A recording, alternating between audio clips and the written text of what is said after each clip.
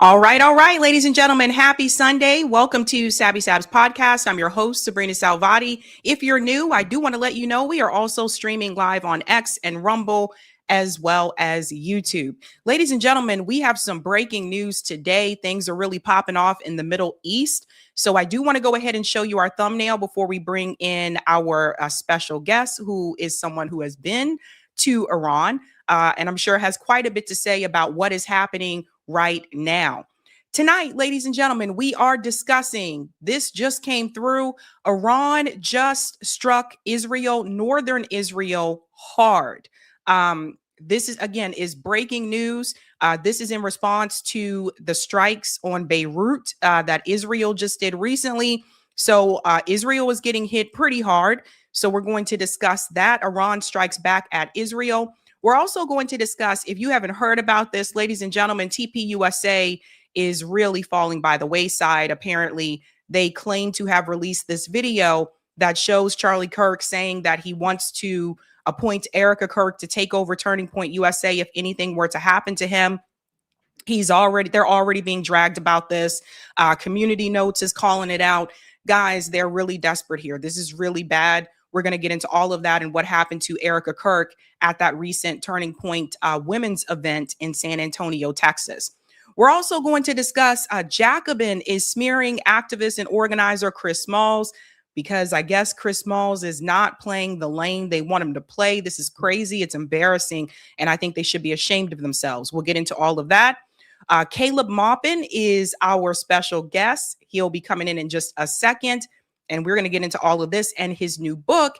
And last but not least, this is a good news story. Aaron Brockovich is on the scene to fight back against these data centers. And I'm also going to tell you what different states are starting to do to fight back. So when the people get together, ladies and gentlemen, big things can happen. And this is what I was hoping for.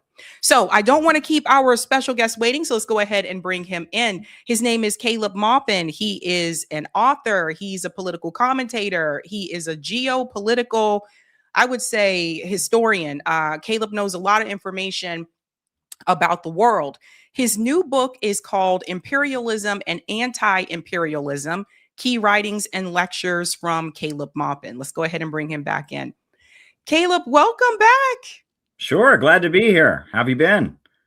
I've been busy. There's so much going on. It's so hard to keep up with things sometimes, but a lot has been happening, of course, in the news. So I've been pretty busy and you have been busy too. New book. Absolutely. Yeah. I've put out a lot of little pamphlets and stuff, but this is a full compilation. It's got all kinds of stuff. When I wrote an article that they republished in the North Korean Daily News, it's reprinted in here. It's got stuff I've done over the course of the decade, talks I've given around the world at different conferences and all of that. So we wanted to put out, my organization is called the Center for Political Innovation. And we decided we wanted to publish just like one big volume that had the key presentations and key articles in it. So that's what we put out. So check it out. All right. Well, we'll get back to the book in just a second. I do want to start off with the breaking news. So for people, if you have not been aware, things are getting really crazy in the Middle East. So let me go ahead and bring this in here. 1 second. Pull up the, I don't know what. Oh, here we go. Sorry. Okay. So let's go ahead and start off with what just happened. Okay. So while we were sleeping, so Iran is calling for True Promise 5 after the IDF, they just attacked Lebanon. They hit a building in Beirut with 3 rockets. Ladies and gentlemen, I'll go ahead and show you the video footage here. Of course, this is after Israel said to Donald Trump that they were not going to target Beirut, but here we are.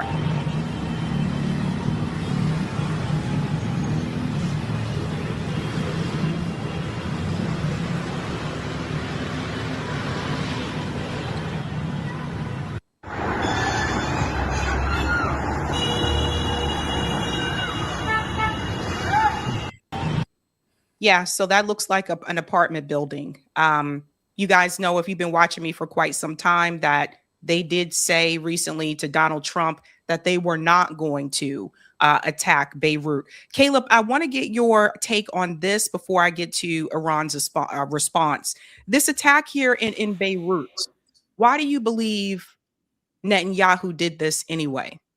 I think Netanyahu is determined to keep the conflict going as long as he possibly can. And he is not going to stop anytime soon, because then he'll be out of office. This war has become his political definition. This is what he's all about.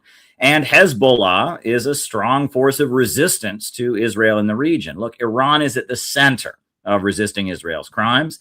And Hezbollah is the Iran-inspired and Iran-aligned organization in Lebanon that is, it's half the government. It's a state within a state. They have their own army. They provide services to people. They are really an expression of anti-colonial, anti-imperialist resistance. They have a huge base among the population. And since this conflict's begun, we've seen Israel murder their leaders. We've seen various attacks on them. But the organization persists because their network of support goes down to the street level. I mean, like every neighborhood, in the areas that are Hezbollah controlled, every neighborhood has people that are sympathizers and supporters. And so Netanyahu is trying to just kind of weaken the forces of resistance. And he doesn't want this conflict to end. He's terrified that there could be a deal, because if that deal ends, then the world goes back to talking about his scandals in politics, and he can't have the rally round the flag effect that he's got in Israel. And I must say, Donald Trump is in a pickle. As a president, he has completely made a fool of himself. He's got to get himself out of this conflict. He's got to get the Strait of Hormuz open, but it's not going to happen. And it looks like what's going to happen pretty soon. The world economy is already screaming with the Strait of Hormuz closed. But it looks like we may very well soon be seeing the Strait of Bab al-Mandab closed. And if you think the economy is bad now, wait till you see that. So Donald Trump, the Israelis have some kind of leverage over him. He's doing what they say, and they are playing him for a fool and, just letting him be hung out to dry politically. He keeps making promises, and they keep betraying those promises. Yeah, and this is not something that's going to turn around easily, you guys. Like with the economy, this is something Professor Wolf talked about. Professor Morandi talked about this on the show as well, that a lot of the damage has already been done. So even if things were to go back to normal in the Strait of Hormuz, let's say tomorrow, it will take time for the prices to come down, because this has gone on for too long. And they did warn about this. So imagine if the Red Sea is closed by Ansar Allah as well. Like, we're talking about a global economic catastrophe. Yeah, and whose head will it be on? Donald Trump. That's the craziest thing. He threw down with Israel, said, I'm going to be Netanyahu's best friend. And Netanyahu is completely screwing Donald Trump politically, economically. And Donald Trump seems to be in a delusional place. I saw that latest interview where he was saying that this is the best economy ever. And it's like, what is he smoking? I'm thinking about, some of the travel I've got coming up, and like flights, booking a flight from one part of the United States to another costs about 4 times what it cost last year. It's insane.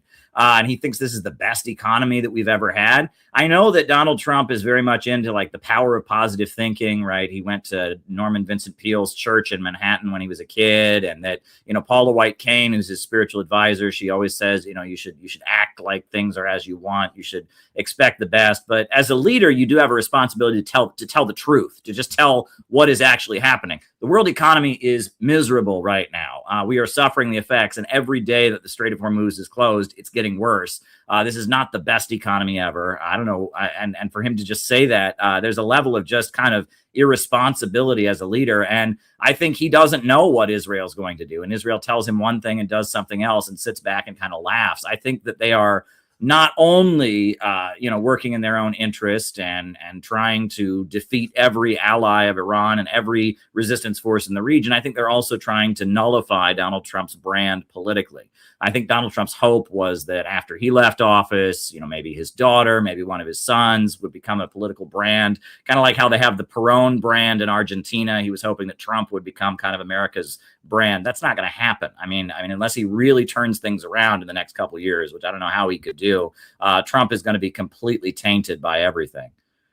Yeah, it's true. So Iran, like, for example, they did respond to those strikes in Beirut. So for those who are not aware, Iran made it very clear that part of that ceasefire was that Israel would stop attacking Lebanon. They've been seizing land from southern Lebanon all this time throughout these so-called negotiations, and they obviously were not supposed to hit Beirut. That was another red line there for Iran. So I do want to show you guys what just happened now. So again, this is coming out of Iran. Iranians gather and cheer on ballistic missile launches to northern Israel after Beirut was bombed earlier today. So I want to show you guys, like, they wasted no time.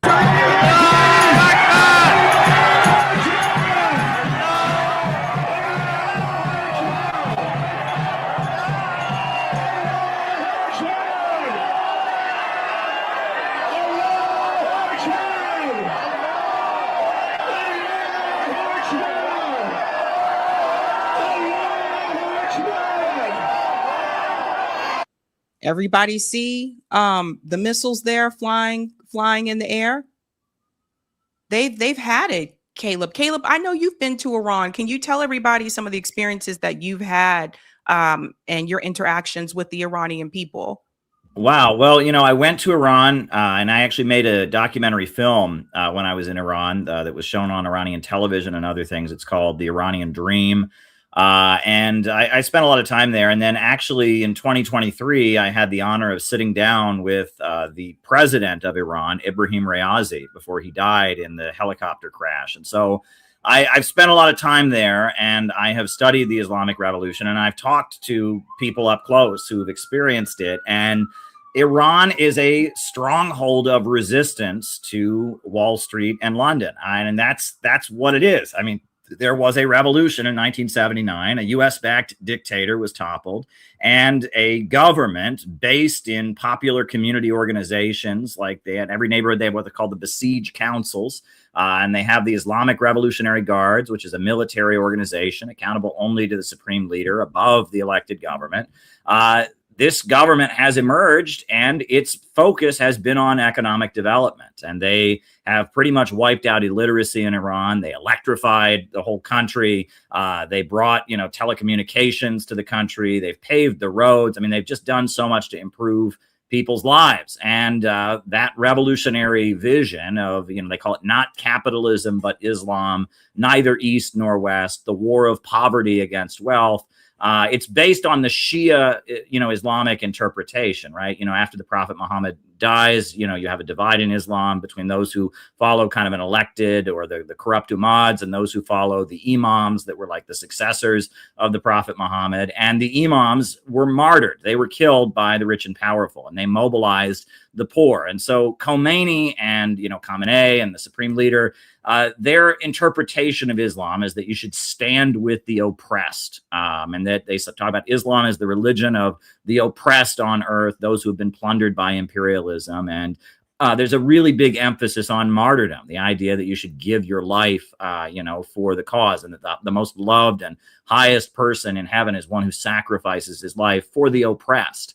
Now, you can find the same thing in the Christian Bible. Jesus told his followers, whoever gains his life will lose it. Whoever loses his life for my sake will find it. But that's really emphasized in the Shia tradition. And they have built these organizations. And, you can talk about, the Islamic Revolution of Iran and its Revolutionary Guards. You can talk about Hezbollah in Lebanon. You can talk about Ansar Allah, what's commonly called the Houthis in American media.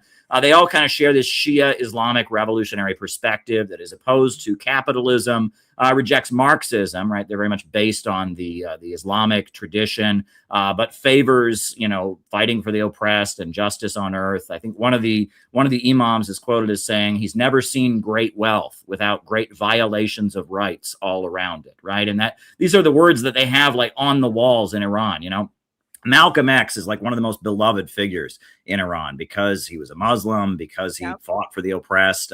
There's also a huge amount of admiration for the Irish freedom struggle. There's a street named after Bobby Sands, the Irish freedom fighter. And, Iran is a stronghold of resistance. And I think Obama's strategy when dealing with Iran was that he wanted to boost the moderate or reformist wing, like Rouhani, and he wanted to negotiate and kind of boost the moderate wing of Iran and then slip a American influence in there and try to pull off a color revolution like they did in Libya. But that would have cost too much money to the weapons manufacturers. Selling weapons all over the Middle East is a big business. And it looks like when Trump came into office the first time, and now especially, I mean, Trump wants to make sure nothing like the Iran nuclear deal of 2015 can ever return. And it's interesting if you look in the context of American politics, the fight between the soft power apparatus, the CIA and USAID versus the Pentagon and the military industrial complex. Trump is with the military industrial complex. And it seems like Trump's entire second term has been a giant advertisement. Do not negotiate with America, because while you're negotiating with America, you'll get stabbed in the back. Here we had the Lebanese government negotiating with Israel in Washington, D.C., and look what happened. Now Beirut has been attacked, right? And Trump was negotiating with Iran, and then they've been attacked again. And how many times has this happened, right? North Korea is the one country that they sit there every time this situation happens. They say, look, Saddam Hussein didn't have weapons of mass destruction. He got invaded. Gaddafi gave up his weapons of mass destruction program. And look at Libya today, but look at us. We actually got nuclear weapons and we're doing fine. So it looks like to some degree or other, Trump is just advertising to the world, do not negotiate with the United States. And that is a way to weaken his detractors, right? The intelligence apparatus doesn't particularly like Trump, and they don't like his style of doing things. They argue it kind of weakens the long-term strategic interests of the United States. And so that's why we saw the gutting of USAID when Trump first came into office with the Doge and all of that. And it looks like, especially now, the message is being sent to the world, don't negotiate with America. There's a lot of money to be made for the military industrial complex in that, right? If Iran is never going to negotiate with America again, which, I mean, I think may be the case. I think it would be really hard for any Iranian leader to say, we're going to sit down with America at this point. Well, that means a lot of weapons are going to be sold to the Gulf states, to Israel, and the weapons manufacturers, Raytheon and Boeing, are going to make lots of money. It's true. A lot of this is really about money. And I do want to let people know that one of the members of the Lebanese government, when they were trying to do these negotiations with the U.S., gave a statement that Iran is the problem. I don't know if you saw that, Caleb, but it was obvious. I'm like, okay, so you're selling out your own people. Got it. Understand where you're coming from there. You're trying to play that role for the West, and just threw Iran under the bus, said nothing about Israel carpet bombing southern Lebanon. So there's some Western puppets in there, guys. So people have to understand that. But I do want to show you guys as well so you can see everything else that's been going on. Again, a number of attacks that have come in from Iran. Arya here says the latest attack on northern Israel is a joint Hezbollah-Iran attack. You can see here where the interceptor misses this one.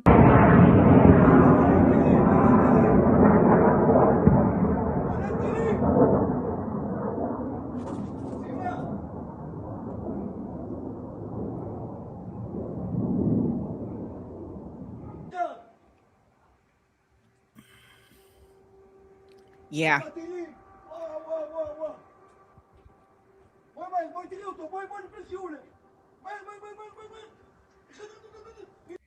Yeah, didn't stop that one. And then there's another one here. Iran just launched ballistic missiles towards Haifa, northern Palestine. This is another one that came through.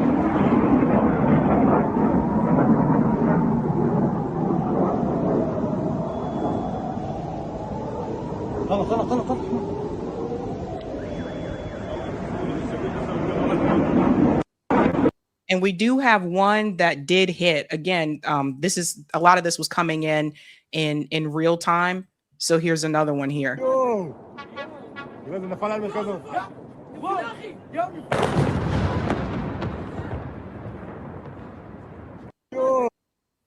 Yeah.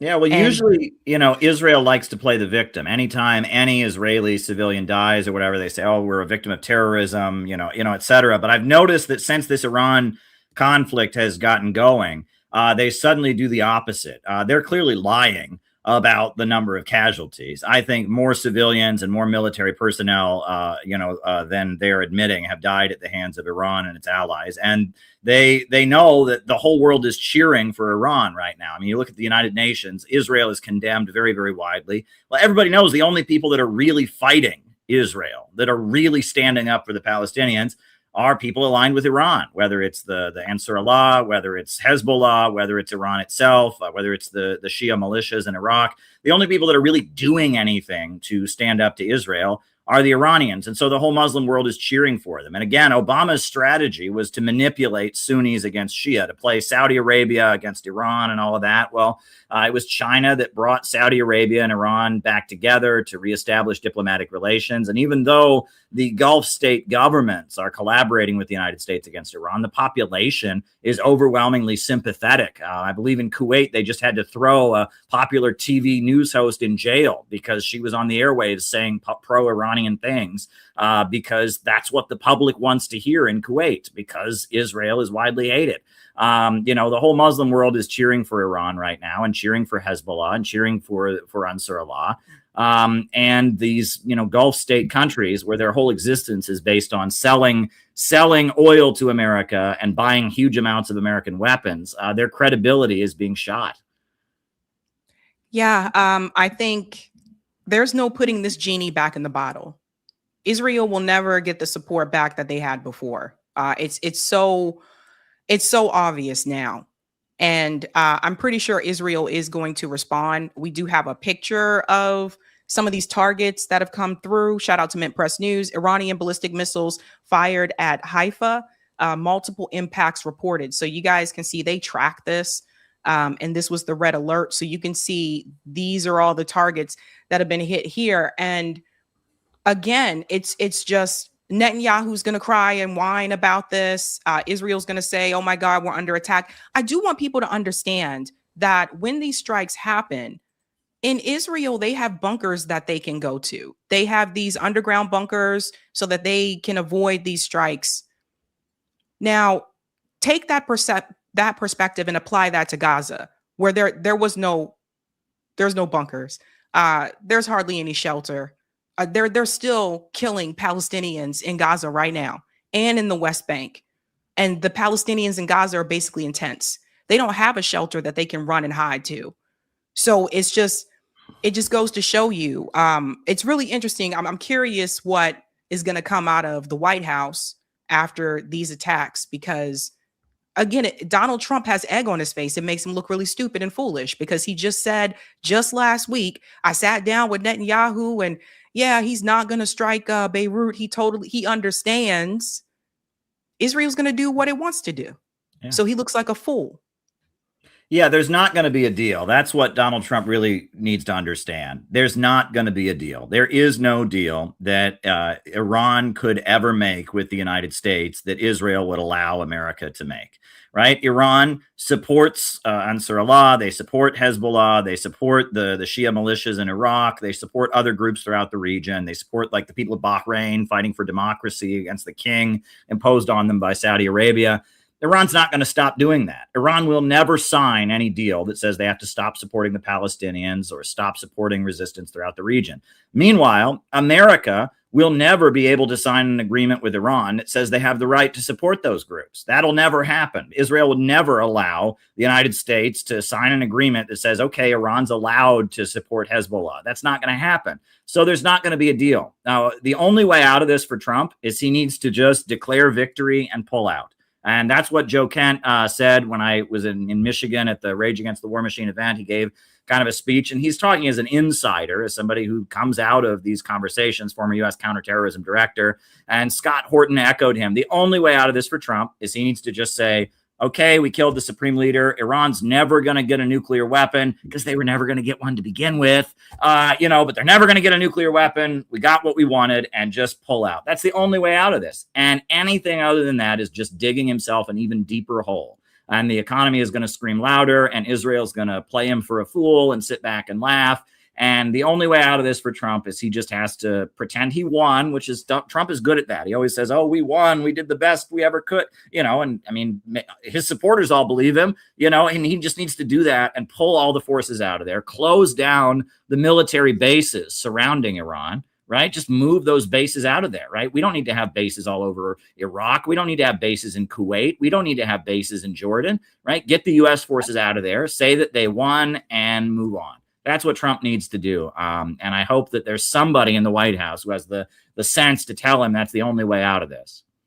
Let me ask you a question, Caleb. Some people are wondering if things would have been different if Kamala won. Would we still be at war right now with Iran? And I want to get your opinion about that.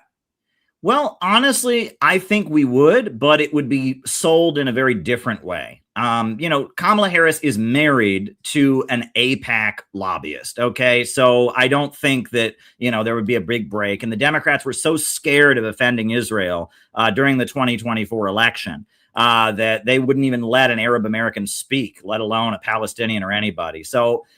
But at the same time, the Democrats are way better at getting Europe on board with stuff. Number one. And number two, Kamala Harris really tried to have the whole girl power, mass movement. Her niece, Nima Harris, lives in India and is part of the George Soros color revolution stuff funded by the U.S. government to put pressure and threaten and destabilize Modi.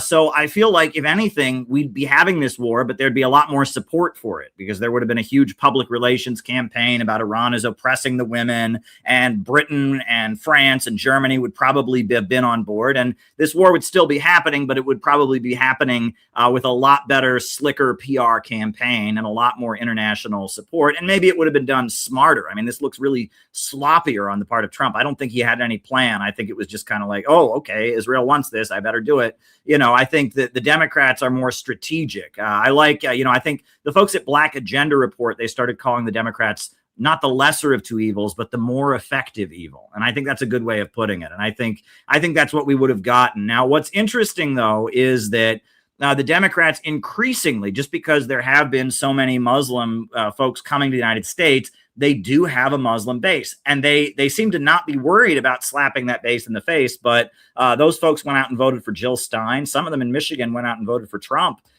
even. And, so now with what's been going on in Minneapolis with the Somali community out there and ICE and all of that, you have to wonder if the Democrats are going to have to really kind of amp up their pandering to the Muslim community. They have to do a better job. And I think probably Mamdani and his leadership here in New York City is probably a hint that the Democrats want to at least improve their image with the Muslim community. So that would be a factor. But I still think on big issues like this, again, Kamala Harris is married to an AIPAC lobbyist. So I really don't see her not doing this. I want to show people a video now that you said that. I think, Brian Berlatek, he's talked about this oftentimes, journalists in Eurasia.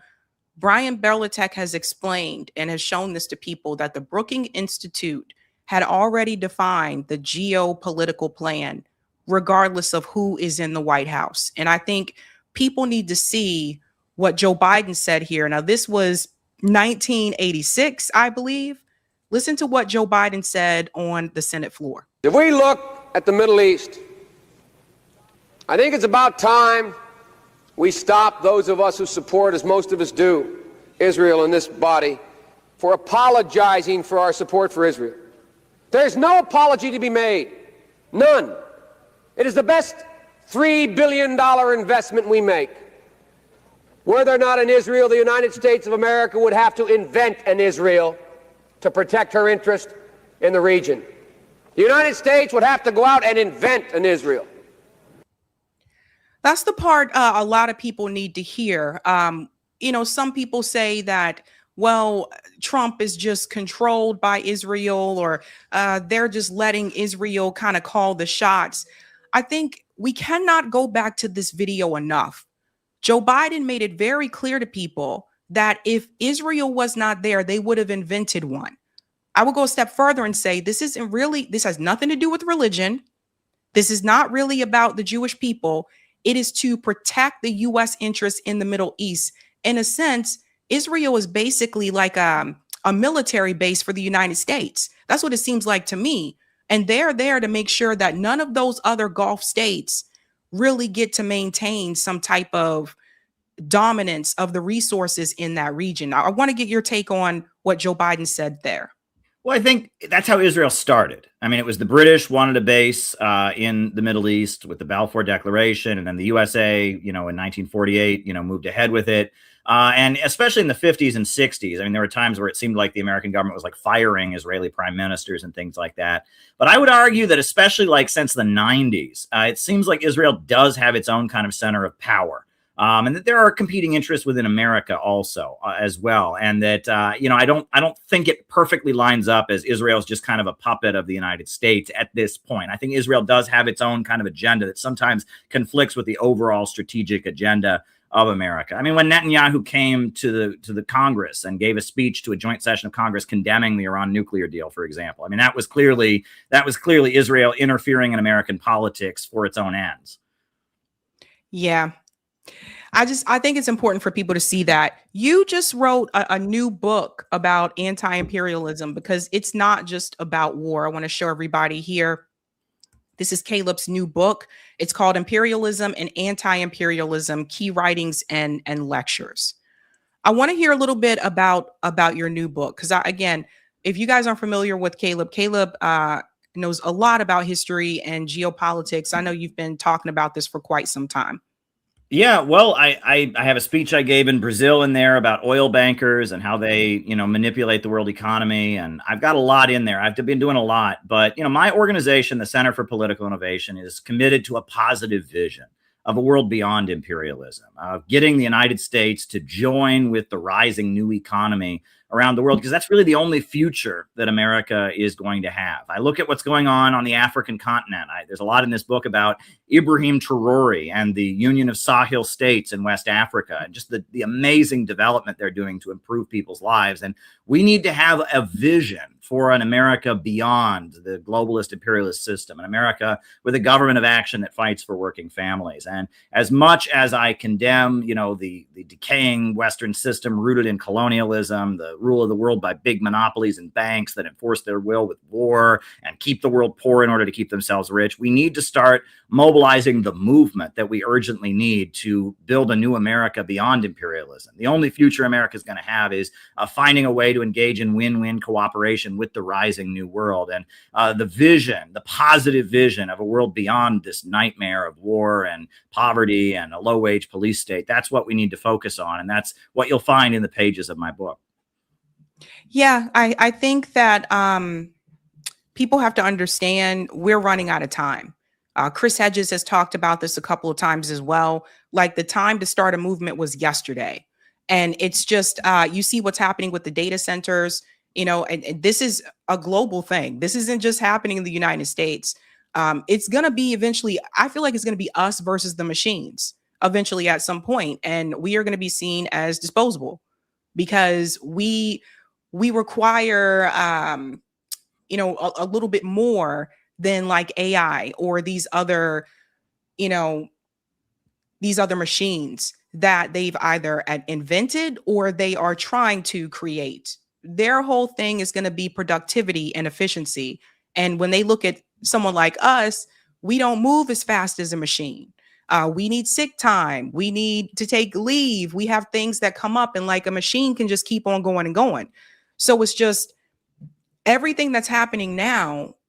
We've been warned for quite some time, and we really do need to have a massive movement. Look at what's happening in Albania right now. Everybody's like rising up because they don't want Jared Kushner and Ivanka Trump to come steal their land. This should be widespread. And, I feel like in America, I feel like we just don't seem to have that type of energy that I see in some of these other countries where thousands and thousands of people will just say hell no and show up out in the streets. And why do you think that is?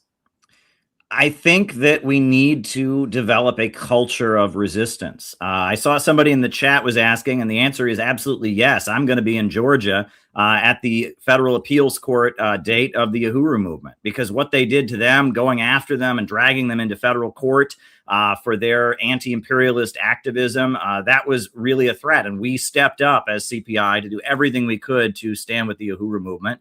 And then after that, in August, we're actually having a rally in downtown Chicago to stand with the Union of Sahel States, France out of Africa, against the French consulate. That'll be on August 14th. And that we need to develop a movement and a culture of resistance. And that's what is urgently needed. As far as what you said about AI, the thing is, we should be living in the most prosperous, abundant world right now. The fact that human labor is less and less necessary at this point, the fact that cars are pretty soon going to be driving themselves, in a rational world, that would be a great thing. There'd be more for everybody. But we don't live in a rational world. We live in a world where your only value is your ability to rent yourself out to a boss. And the more technology advances, the more poverty there is. And poverty can be created by abundance. And that's not rational. And that's why we need as a society to come together and organize our economy rationally. And the countries around the world that have broken out of U.S. domination, like Iran, like Venezuela, like Russia and China, those are countries where the economy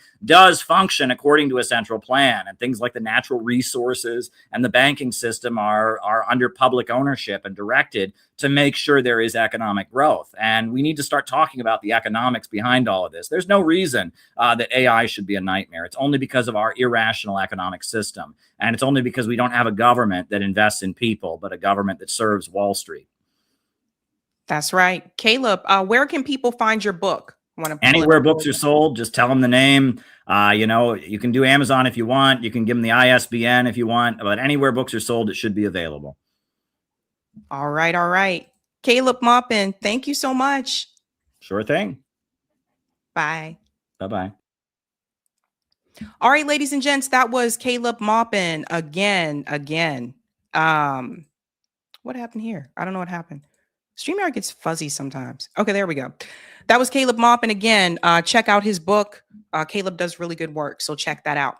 Ladies and gentlemen, tonight's theme is shit hits the fan. And I think you saw that obviously with the first story. Iran is not backing down. They struck back at Israel already. So we're going to stay tuned. There'll probably be something else that happens before tomorrow. But yeah, there's no way of getting out of this war, man. There's no way of getting out of it except for what Caleb said. If Donald Trump were to do that and just admit defeat and say, okay, we're out of this, just keep it moving and grooving. All right, ladies and gentlemen, I do want to go ahead and give a shout out to the patrons. Don't want to forget about those guys.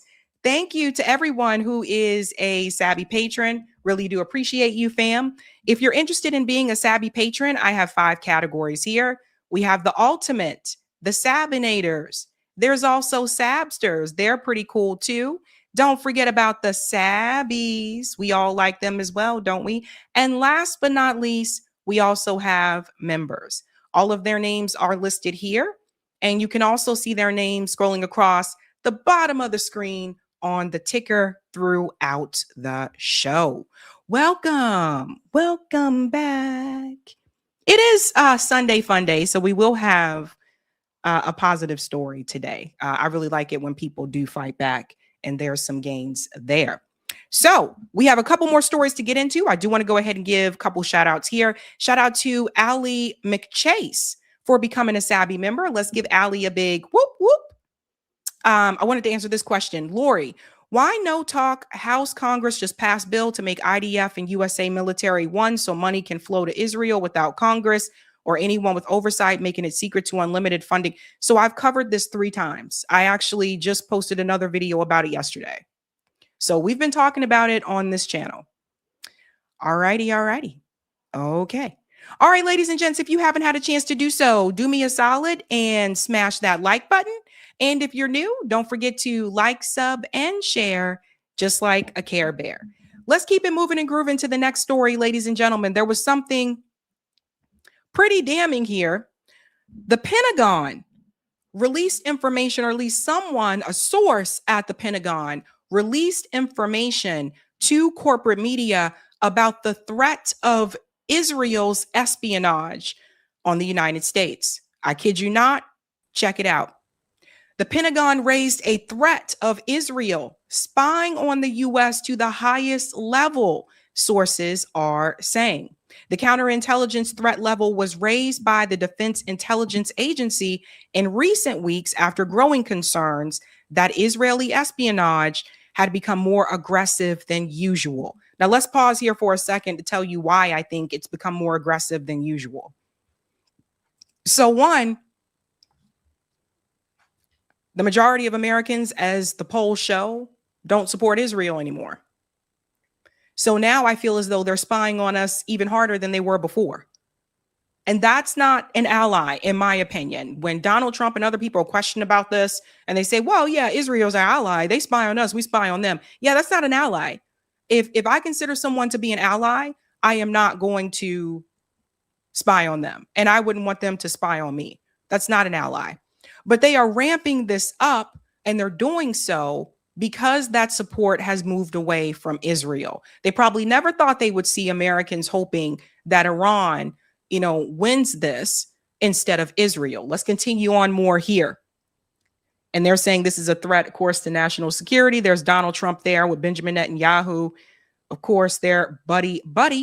The Pentagon is increasingly concerned about Israel ramping up its spying on the U.S., recently raising the counterintelligence threat level from America's top ally in the Middle East to the highest level. This is according to 2 U.S. officials and 1 former U.S. official. The Pentagon's Defense Intelligence Agency in recent weeks issued the new counterintelligence threat assessment amid rising tensions between Israel and the U.S. over the way forward in the war with Iran. They said the DIA posted an internal message viewed by one of the current officials that raised the level for Israel to critical. Now, here we go. So this is important to note, right? They don't feel as though, China is that critical level, even though they tell us China's spying on us. They didn't say Russia. They said Israel. And that's the country that they continue to send weapons to. That's the country they continue to stand by. The designation stems from concerns within the Pentagon that Israel is making a particular effort to surveil top U.S. officials to get information on the Trump administration's internal deliberations and decision-making on the conflicts in the Middle East. So they're trying to listen in to Donald Trump's conversations about the war in the Middle East. The DIA assessment includes a 7-page document and features a chart, according to one of the current U.S. officials. The document says the assessment of Israel is that its ability to conduct human espionage and technical collection is at a critical level. It also identifies a series of specific incidents that heighten U.S. concerns. A spokesperson for the Israeli embassy in D.C. said the statement is completely false, that Israel spies on the U.S. It's not false, guys. They went on to say Israel does not gather intelligence on American entities, let alone U.S. government officials. Israel intelligence collection efforts are aimed at its enemies, not its allies. Any claims to the contrary are either misinformed or politically motivated. The Pentagon declined to comment.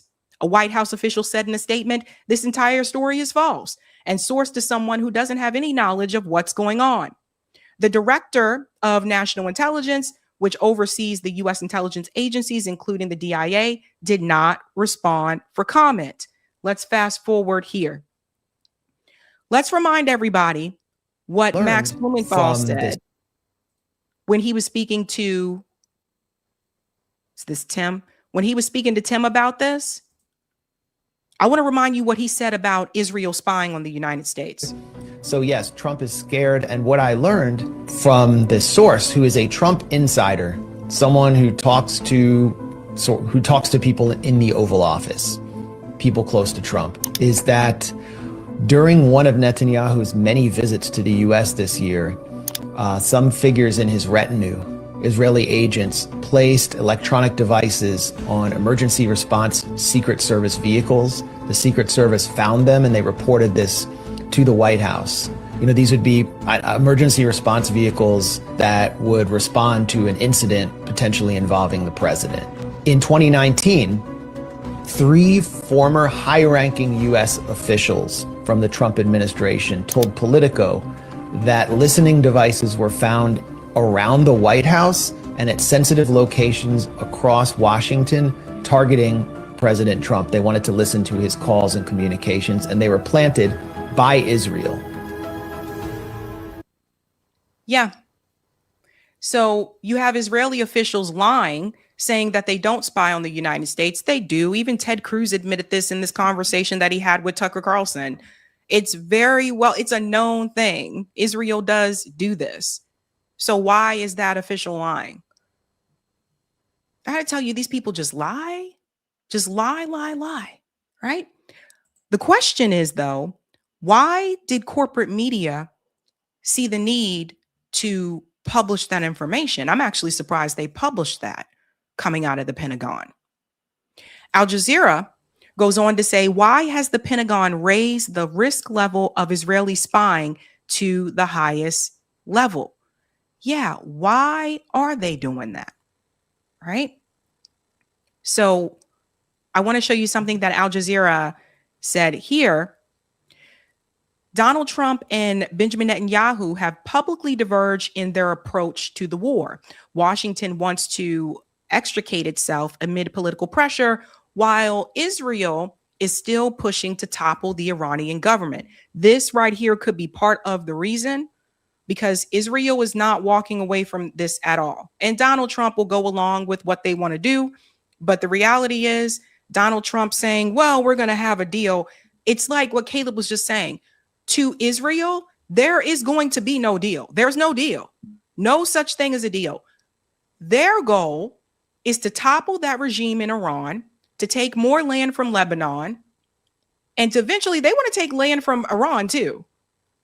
Their goal is to push forward with the greater Israel plan and causing as much destruction as possible, any and everything that's in its way. That's what they want to do. It doesn't matter what Donald Trump says. They will carry on. That's why they just bombed Beirut. So it is important that someone like Netanyahu, it's important to him that he has someone in there that's willing to go along with what they want. And if he doesn't, then he'll do it anyway. Who's going to stop him? Trump isn't going to stop him. So listen to this part here. I want to take you to this part where they talk about times that this happened before, but the responses first. Israel has denied the allegations. We told you guys about that. They're saying it's false and that Israel doesn't spy on the U.S. They do. Has Israel previously spied on the U.S.? Yes. Israel has previously been involved in espionage cases targeting the U.S., although such incidents have not been spoken about much given their close ties. The most famous example is Jonathan Pollard affair. The civilian intelligence analyst working with the U.S. Navy was arrested in 1985 after passing large quantities of classified information to Israel. He later pleaded guilty to espionage and served 30 years in prison before being released on parole in 2015. The Pollard case remains one of the most significant espionage scandals in history of U.S.-Israeli relations and continues to shape perceptions within parts of the American intelligence community. However, espionage between close allies is not uncommon, says academic Andres Krieg. Israel has a particularly long track record of conducting intelligence operations in the United States. So here's something I want to add here. One, if they feel as though they had to raise the threat level of Israeli espionage against the United States to the highest level, that leads me to believe that at some point there could be another false flag, this time a significant one. There are a number of events that are coming up. The World Cup is coming up in the United States. Yeah, granted, there will be security precautions there, but that hasn't stopped something bad from happening before, right? So that's coming up. We have midterm elections in November. That's also coming up. I really think people really need to be careful with the World Cup, because there's going to be a number of watch parties in different cities all across the United States. And That's one of the ones I would not sleep on.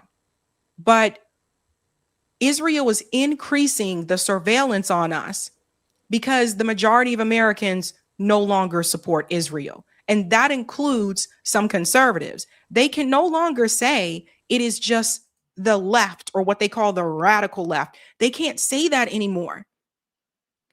So shit has hit the fan.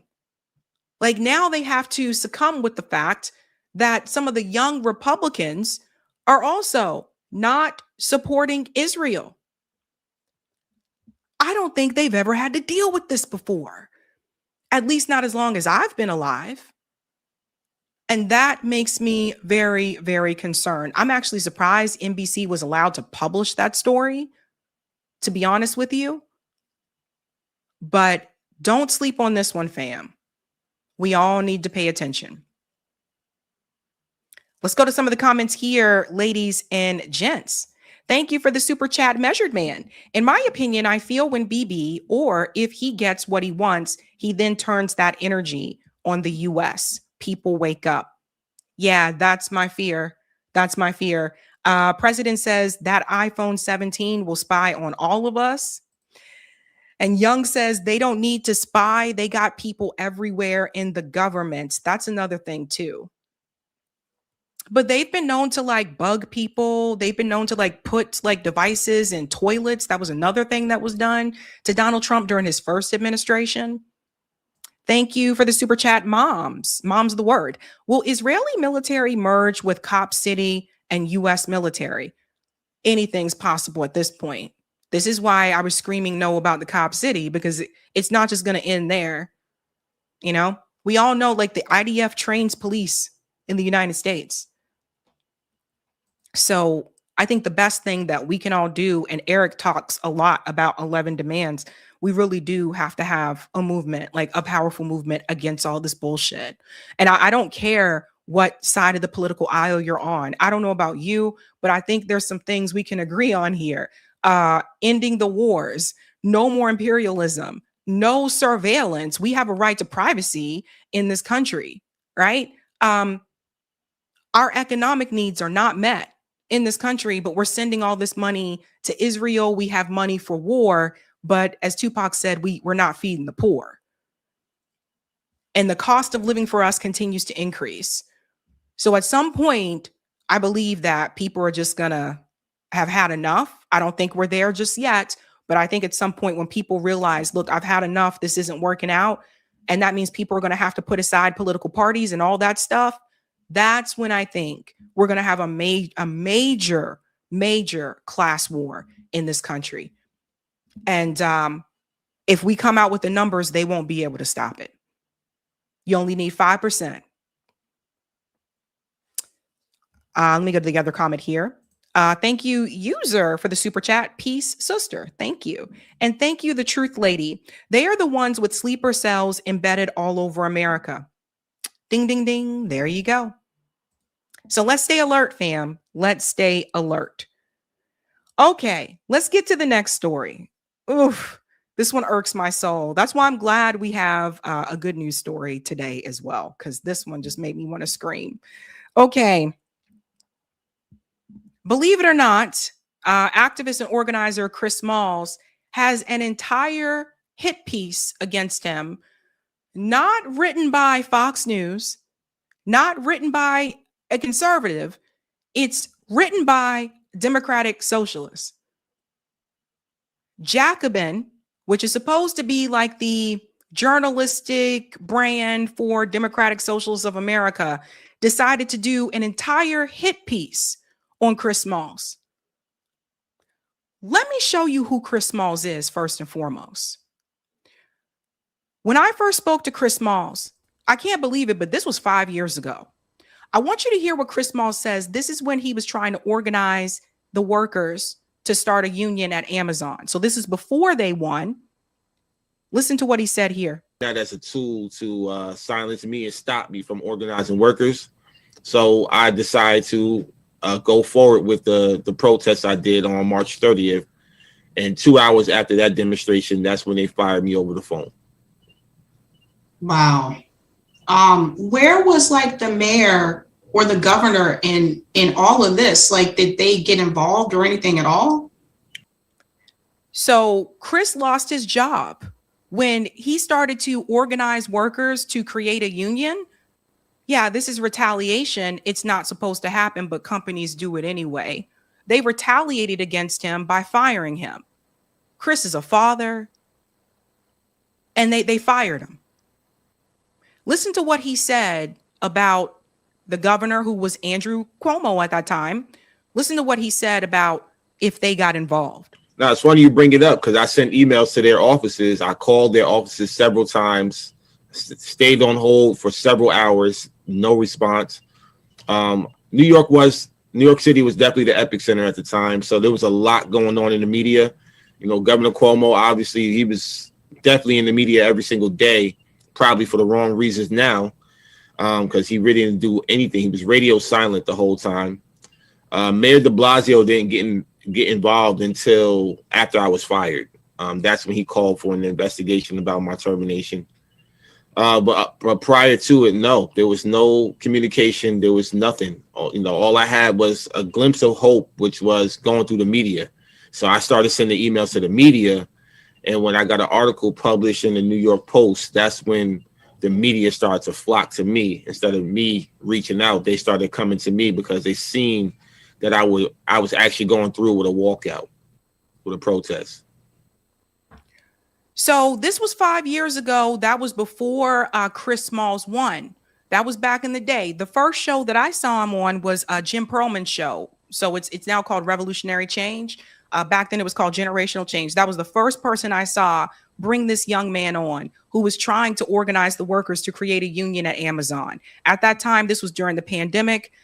They were very much neglected at Amazon. Jeff Bezos put out hit pieces against him and told the public that he was basically unintelligent. These are the things that happened. And it took a couple years, but he didn't give up. And all the other people that were organizing with him, they didn't give up. They could have easily walked away from all of this, especially when they lost their jobs. But they continued to fight. And then they won. Chris Smalls and other employees, they created the ALU, ALU, Amazon Labor Union. It was the first Amazon warehouse to become unionized in the United States. This was such a historic victory that Chris Smalls was invited to every single platform you could think of at that point in time. They wanted him on everything, on different, late night talk shows. They wanted him on, corporate media. Everybody wanted to talk to him when they won. Now hold that thought. At that time, when he was in that fight, one of the people that showed up there after he won was AOC and Bernie Sanders. This was after Chris called her out. She was supposed to show up before they won to one of these events when they were striking, and she decided not to show. And so when he was questioned about it in an interview, he said, well, no, she said she was going to be here, but she didn't come. And everybody came after her on social media. So when they won, her and Bernie made sure to show up and give speeches next to Chris Smalls. I think for the Jacobin crowd, they saw this as a positive. Okay, Chris Smalls is still very much engaged in the Democratic Party, the progressive wing of the Democratic Party. This is good for us. This is good for AOC. But then things changed. Chris Smalls went on to continue to organize. One of the more recent events here, he was at the Met Gala. Again, Jeff Bezos was inside, one of the ones who came after him so critically. And it was reported that after he got arrested here for protesting, that AOC and her people got him out of jail. But according to Chris, that was not true. So Chris corrected the record. Because he corrected the record, all of these Jacobin types started attacking him on social media because how dare he correct and critique their queen, AOC. This was the arrest here. What's going on, Jeff? Remember me, the fired Amazon worker that you signed off on the smear campaign, calling me not smart or articulate, But you also said to make me the face of the whole unionizing efforts against Amazon. Amazon is heavily invested in this genocide. They invest $7.2 billion into Project Nimbus, a project that is being used to fund and power the technology being used to surveil and target innocent Palestinians. Also, we all know that Amazon has ties to ICE. They are powering ICE devices. Now you're going to have the Met Gala where you're going to be surrounded by all these elites and billionaires and A-listers when you have poverty right outside on the streets. Billionaires shouldn't exist. Billionaires, they gotta go. The Bezos Met Gala, if they bought you a ticket and wanted you there, would you go? Yes, I'm going. We gotta remind ourselves that it's more of us than it is of them. And when we fight back every time, we win. So that was another event. Throughout all of this, Chris Smalls has also organized dock workers overseas. He's helped organize other organizations across the United States. It wasn't just about Amazon. He could have easily just walked away from all of that and just said, let me write my books and they want to make a movie about my life. Let me go do all of that and say, I'm good. But he didn't do that. One of the more, I think, powerful things that Chris Smalls did was he was a part of the Freedom Flotilla. I want to remind everybody, in case they forgot, Chris Smalls was one of the people who was tortured by Israelis. He was thrown into prison. He was with other Freedom Flotilla activists. They threw him into jail. Chris was the only one that was choked, that was beaten. They did not do that to the other activists. Chris Smalls could have died. He put his life on the line for something that he believed was the right cause. And when I see these attacks coming through, because let me go ahead and put this up here.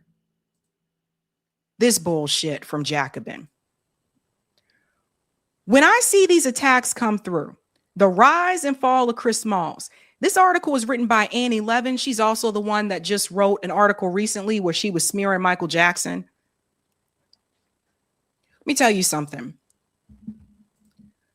I see some jealousy, and I also see they are pissed because Chris Smalls is not toting the political line. How dare he criticize these politicians who lied, these politicians who are not doing what they're doing? They're mad because Chris Smalls decided to just focus on organizing and to be an organizer and to walk away from the political drama and bullshit. That's why they're pissed. And you can see it from this article. The rise and fall of Chris Smalls. See, you got to see this. Chris Smalls shot to prominence for playing a key role in the shock union win at the New York Amazon warehouse. He was charismatic and energetic at a time labor needed both, but in the years since, his own ego has overwhelmed his political contributions. Let's just go ahead and pause at political contributions because, see, this is what this is really about. When Chris Smalls decided to organize the workers, Chris Smalls never said he was going to get involved more politically. As a labor organizer, you don't have to get involved in politics. You can just focus on the workers. And this is where the anger comes from. Because he wasn't bending over backwards for the Democratic Party, because he wasn't willing to sit up there and kiss the politicians' asses, and because he called them out, now all of a sudden he's a problem. So forget all the stuff that Chris Smalls did that I just told you about. Forget all of that. We're mad because he didn't contribute politically. This is the bougie dim sock crowd I was talking about. This is how they behave. Let's continue. Let's go on a little bit more here. They talk about his book. They say the book, ghostwritten by Carvel Wallace, was sold to Pantheon in 2022, shortly after his historic win for the Amazon union. Today, Smalls is unaffiliated with the union, which he exited in 2024 following a period of internal factionalism. Since leaving his post, Smalls has appeared on talk shows, given speeches, heroically joined aid missions to Gaza and Cuba. Recently, he's been in the news again, breaking into the Met Gala to draw attention to Jeff Bezos' role as the event sponsor. Let me stop here for a second. Chris Smalls kind of set up what needed to be set up, and then I guess handed it over to others, and it went from there. This was his first time organizing a union. There wasn't a book for him to really look at and go by. He did the best that he could do to his ability at that point in time. And I would say this, if you've never organized a union for a company like Amazon, just fall back for a second. This is not something that is easy to do. Chris Smalls isn't perfect. He'll be the first to tell you that, yeah, he's made mistakes, or maybe I would do something differently here or there. But that's not what this is about. This is not about the organizing. This is about the fact that he called out AOC and her team for lying multiple times about being involved with his organizing. Let's go on more here. Presidents of unions, locals are rarely celebrities, but in the charismatic leader and the first union to win the NLRB election at the Amazon warehouse, Smalls was boosted to left-wing pseudo-stardom. A former party promoter, Smalls was entirely in his element as the much sought-after spokesperson for the ALU. In the year that followed the election, Smalls was everywhere on picket lines, speaking at labor note conferences here in Jacobin. See, here we go. There's the access thing right there, here in Jacobin. So I guess because he ain't talking to you anymore. Let's continue on more. For a brief period, Smalls helped bring the labor movement into the mainstream. As someone who came from the working class and made organizing seem glamorous and thrilling, he seemed like the type of leader the labor movement had needed for decades. His flashy personal style, pairing gold grills and chains with union merchandise and political streetwear, transformed the ALU into something like a fashion brand. Like a music act, Smalls and his ALU cohort toured the country, spreading the good news of worker organizing to Amazon warehouses and university campuses. In New York City in 2022, I saw him numerous times pull up to the picket lines in a convertible, decked out head to toe in eye-catching ALU union drip. So see, they trying to be a smart ass here when they're talking about what he wore. Gold grills, chains, political. So Chris Smalls dressed like that before they won the unionizing. That's how he dressed. He just didn't change the way that he dressed. He didn't start wearing suits. Let's continue. During Smalls' brief rise to prominence, however, it soon became apparent that all was not well within his union. After a new union wins its election, the race contract bargaining begins, and strong unions. This involves what the late labor strategist Jane McAlvey referred to as a structure test. These included surveying membership to determine what is desired in a contract, developing new leaders, and organizing escalating demonstrations up to and including a strike, all aimed at building supermajority of workers who can bring management to the bargaining table, extract concessions, and build worker power. But that's not something that Chris Smalls can do all by himself. Other people have to be willing to do that too. And from what I saw, everybody else wasn't willing to join and get on board. You can't throw all of this on him. That's another thing that bothered me about this. Let's get to this part where they get into the political stuff, because that's really what this is about.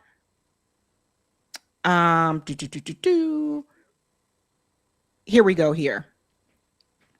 Creating a big platform to promote your union can help your campaign, and having a kind of generalized labor celebrity spreading a pro-union gospel to workers across the land is desperately needed.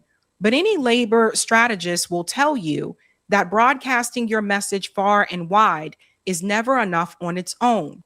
Without speaking to the workers at your work site and engaging in deep organizing, your campaign will flounder. So again, labor strategist. So again, Chris Smalls was not a labor strategist. He was just an everyday dude from New York who just who had a job at Amazon and saw that the workers weren't being treated fairly and said, hey, I want to try to work with the workers, and I think we need to start a union. This is the fault of the professional managerial class, and I have to call this out, the PMCs. They have this tendency to come in with this academic talk, and they speak sometimes in such a way as if everybody knows what they're supposed to do and who they're supposed to reach out to do said act. Not realizing that Chris Smalls did not have the same life as them. The everyday average Joe does not know to do these things. So this is that bouginess that I was telling you about. He didn't do it the right way. Let's continue on. And while Smalls uses his platform to draw labor organizing into the popular imagination, he also uses it to lash out at labor allies. Here it is. This is where it goes. His feed on X has increasingly become left sectarian and self-promoting, lashing out at left-wing politicians when they fail to give him the attention he desires.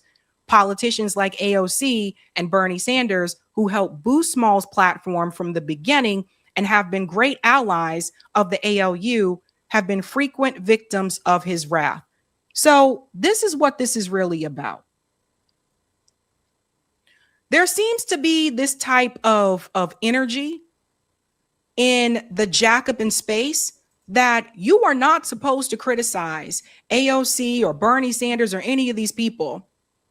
And Chris Smalls and all the other people who worked along with him, these people busted their ass. So for you to come this way with this type of energy, to me, I'm looking at Jacobin some kind of way. Because this is the second damn article by this woman where she's throwing black people under the bus in the past month. Meanwhile, Jacobin has no problem writing an article explaining why you should wish away and basically ignore Graham Plattner's faults, promoting Graham Plattner. But this is how they talk about Chris Smalls. And I done said this before and I'll say it again. So everybody listen up.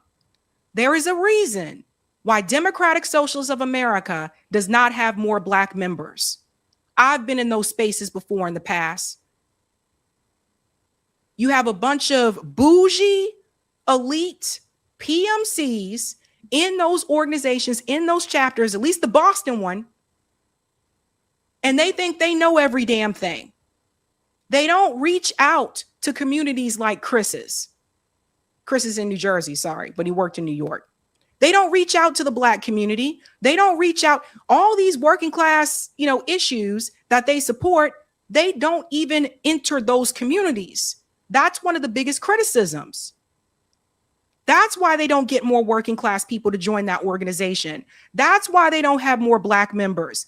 And oh God, don't you stand up and say something that you guys need to focus on these issues that impact the black community. They don't want to hear it. You essentially have an organization that is a bunch of PMCs that run around promoting these working class issues, but they want nothing to do with the working class people. They don't want anything to do with these people. And that's not hearsay. That's my experience. I saw it. This is why they don't really deal with me, because I would ask them about this shit. Now you got this woman out here and she writing this article against Chris Smalls, which this is not to say Chris Smalls is perfect, but out of everything that Chris Smalls has done, this guy risked his life multiple times. He's an organizer and an activist. Chris Smalls is not a politician. You come to criticize because he critiqued AOC and Bernie Sanders. He critiqued them because he was correct. They were nowhere to be found after he won. They came that one time and that was it. And there were lies that were told. Let's go on here. The memoir ends with a critique of the American labor movement and its collaboration with the Democratic Party. He praises European Union supported by communist parties and bitterly compares high-density sectoral unions in Europe with the United States shrinking unionized labor force. He blames the two-party system. Here we go. This is another part of why they're mad. He blames the two-party system for the state of the American labor movement and concludes vaguely that the solution to this problem is to build internationally. He's correct. The moment these movements go into a political party or a political campaign, they become compromised. The movement is watered down. It's never as grassroots as it was before, and things fall apart. Chris is correct. They get into the part here about Malcolm X. Listen to this. He goes on to say here in the final chapter, he compares himself to Malcolm X, Medgar Evers, and Fred Hampton. He writes that, like these figures, he is putting his life on the line to disrupt the status quo. My goal is to rewrite history, period, nothing less. And I know that I may be writing a history that I might not be here to see. So here's the problem that they have. Again, as I said before, he's critiquing the two-party system. And also he called out AOC and Bernie Sanders for not using their platforms in such a way. When Chris Smalls was beaten and choked and almost lost his life by the IDF, AOC and Bernie Sanders said nothing. Nothing. None of those politicians that Jacobin continues to praise so much said anything about this guy who almost lost his life. They were very quiet. In fact, I haven't heard them say anything about any of the Freedom Flotilla activists. They're very careful with what they support.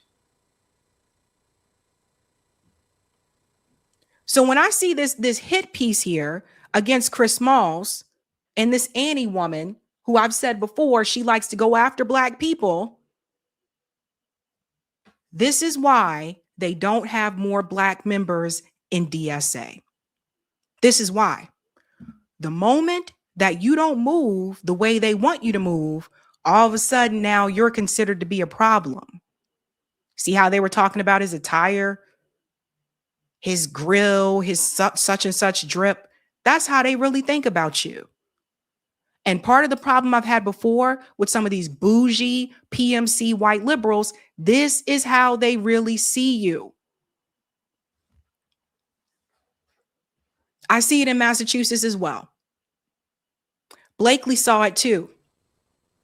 The moment they decide that you are not moving the way they want you to, you're a problem. And now they try to smear you. This might actually be the most embarrassing article I've ever seen come out of Jacobin. In fact, it's so embarrassing that the person who wrote it turned their comments off. First of all, right out of the gate, let's address the insane anti-Blackness of this article. What, you're calling him a narcissist because he had critiques of your favorite politicians? She spends an entire paragraph talking about his flashy style, including grill and union drip. This is the kind of shit I'm talking about when I say that it's anti-Black, because what she's actually saying by criticizing his style is that he should look like this. Remember, comrade, no war but class war, unless you're a Black guy with a grill who maybe used to work as a party promoter and then will demean you. She low-key throws shade at him for the fact that he used to rap and be a party promoter as a job, as if that's not the story of millions of working people across the country who are regularly gatekept out of pursuing any kind of artistic endeavor because art is for rich people. They don't know about that because they don't go into those communities. The DSA people, a lot of times they're college students or college graduates, especially the Boston chapter here. They're a part of like that PMC class. They don't go into these communities. They talk about the workers and stuff. They don't go into Roxbury. They don't go into Dorchester. They stay in little comfy enclaves with people like them. But then they get mad and be like, the Black people are not coming out to support. There's a reason. Could have gone with that angle, but instead she used that to bolster her case that he's a narcissist. This is such a disgrace because Jacobin is supposed to be a socialist outlet, okay? But if you actually read the article, The real criticism that they have for him, the evidence that he's a narcissist, can really be summed up in these two parts. His feed on X has been increasingly self-promoting. And by self-promoting, they mean that he criticized their favorite politician. Politicians like Representative Alexandria Ocasio-Cortez and Senator Bernie Sanders, who helped boost Small's platform in the beginning and have been great allies to the ALU, have been frequent victims of his wrath. Yeah, why isn't this uppity black guy more grateful? That's literally what it's giving. He's individualistic, left sectarian tendency to make extraordinary demands. Are the extraordinary demands in the room with us now? While defaming them? No, you guys, this is so embarrassing. They say defaming because he criticized them. Incidentally, both AOC and Bernie Sanders said fucking nothing about him getting kidnapped by the Israeli regime when he put his life on the line to go bring aid to Gaza and got fucking beat by the IOF. If this article were coming from any outlet, it would already be so fucking embarrassing. But the fact that it's coming from a so-called leftist socialist outlet is even more embarrassing and cringe. Socialists or DSA, whatever, should know more so than anybody that you don't fucking worship politicians. That politicians are supposed to be in the service of the people, not the other way around. And him criticizing them, when he doesn't do so just to criticize them, they're always substantive criticisms. And you guys going after him and calling him narcissistic instead of going after the people in power is so fucking blue MAGA coded. Chris doesn't pretend to be perfect. He'll be the first one to tell you that he has made mistakes. Who the fuck doesn't, okay? He literally got thrusted into the spotlight trying to organize a union, which he did successfully with the ALU, against the largest behemoth in the fucking world. And you guys are getting all over his ass being like, yeah, well, actually, he didn't do this perfectly and he didn't do that perfectly. Something you absolutely would not have done had he been white. Or hell, maybe if he had even been Latinx, like you guys like to say about AOC, you might not have treated him this way. It's embarrassing that you have more smoke for a labor leader who at the end of the day is still a regular person than you do for the people who voted to break the railroad strike. Get the fuck out of here. Blakely's rants are cathartic, I think. She hit the nail right on the head. So a number of people are going after Jacobin on social media like, what the hell is wrong with you guys? These will be the same people that will point their fingers at Black voters and say, how dare you guys not come out and support? Because you guys are ridiculous, man. And you treat us like we're an accessory. Yeah.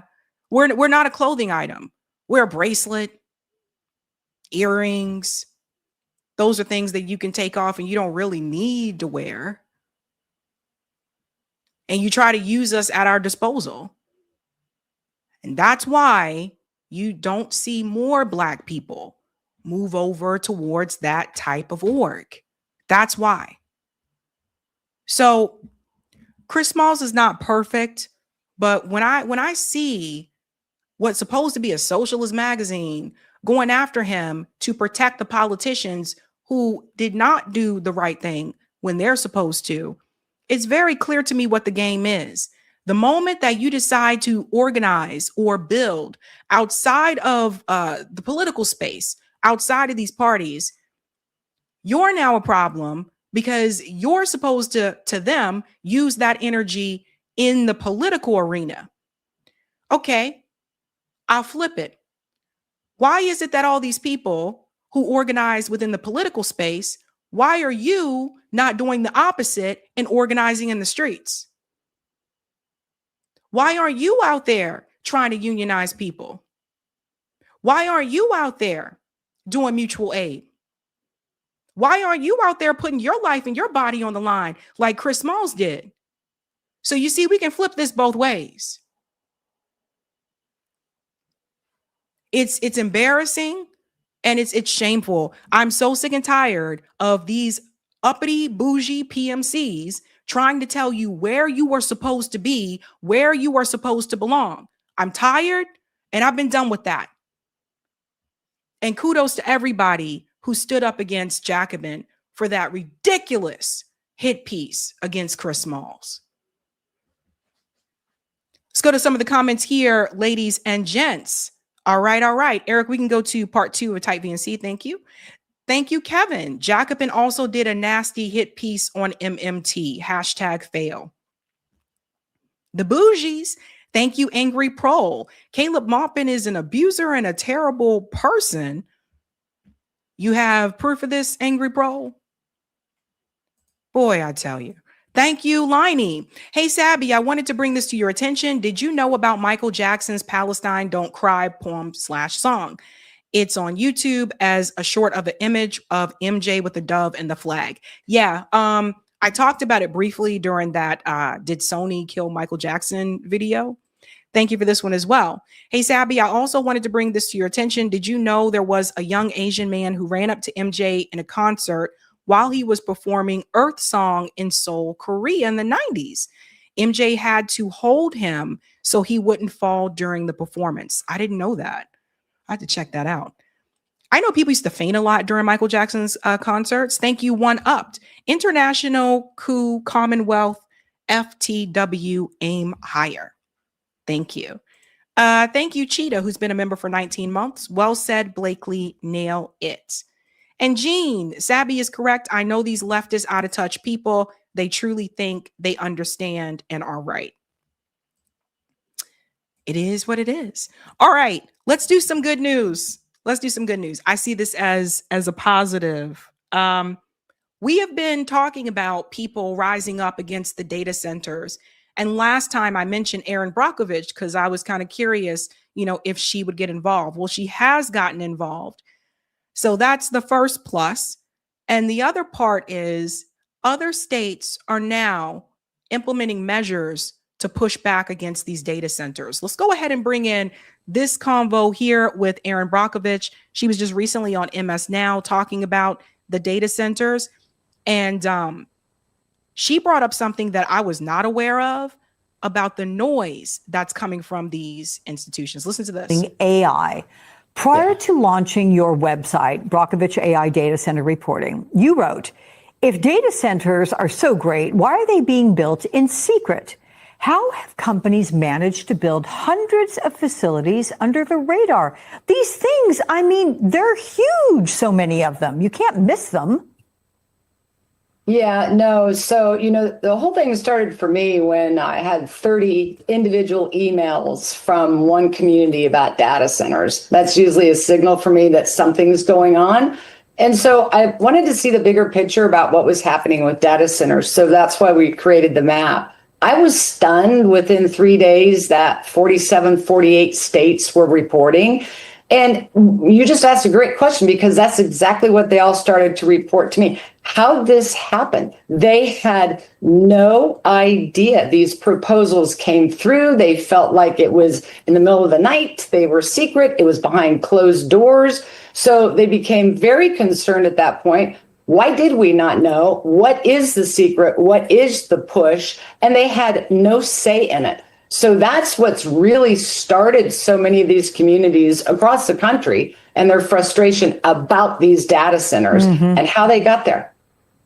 And look, you've noted that you're not completely opposed to data centers. So what aspects of them are you against?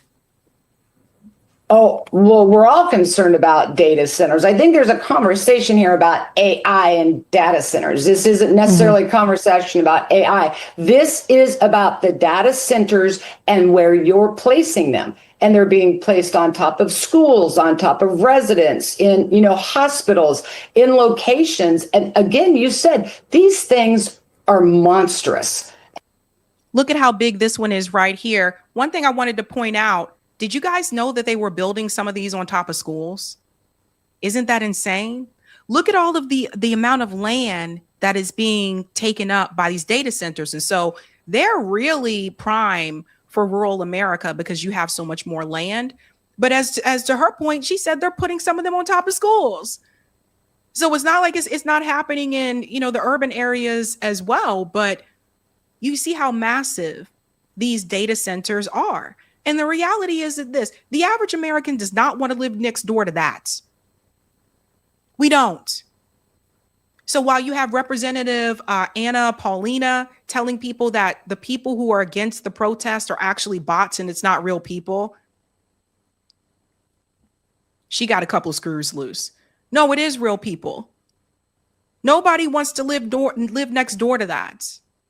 And I would say go a step further and say they're destroying communities. And what's happening from proposal to construction to running, let's talk about the non-disclosure that's really frustrated people. They're extraordinarily concerned about their water. They're extraordinarily concerned about their energy bills, which many people are now reporting in the facilities that are up and running. They are double and triple the electric bill. They're very concerned about all of this on top of an already strained infrastructure system. Not to mention, they're very worried about the land, what's happening to the wildlife, and most importantly, what is the future impact on their health, and the just enormous reports coming from people about the noise. They said it is so loud. This is a 24/7 situation, nonstop, just in your ear, humming, hissing, and buzzing. And people just feel like they're going crazy there.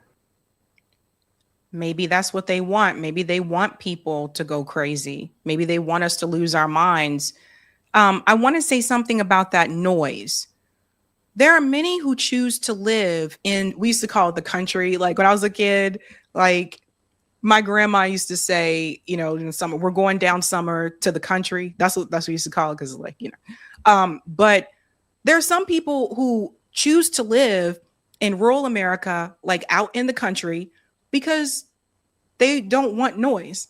They don't want to hear police sirens and people yelling outside their window. They don't want a noisy environment like you would get from, you know, New York City, LA, or something like that. And so they want to live in the country where it's peaceful and quiet, and they could sit on their porch and look at the stars at night.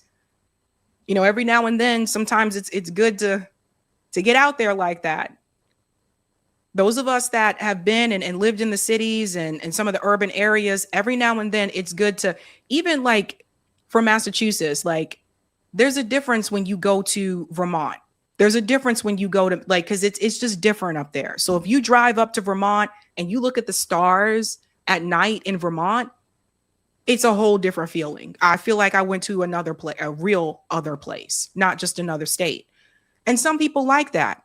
And they like having their land, and maybe they want to have, like, I don't know, like, you know, farm animals on their land or whatever they want to do. Some people like it nice and quiet. You like it nice and quiet, and now they come and they put a data center next door to you. I'd be mad as hell. And, you know, I imagine, like, as I get older, I imagine, like, when I become senior Sabby, I imagine that I probably am not going to want to be around the noise. I think senior Sabby would probably end up moving like back down south and just want to hear, like, the only noise I want to hear is those little crickets, like in the summertime or something like that. But it just, I don't know. I feel like people have that right. They live in certain areas, some because they want to, some because they may have grown up there. But especially for those who want to, they're there for, they don't want that noise. They don't want to hear that, that humming noise or whatever right next to their house. So Aaron Brockovich is talking about how noisy they are. So you move out to the country to get some peace and quiet, and now the noise is coming to you. So AI advocates say that these data centers are necessary for growth, and they will provide opportunities for technological advancement. They're going to create high-paying jobs.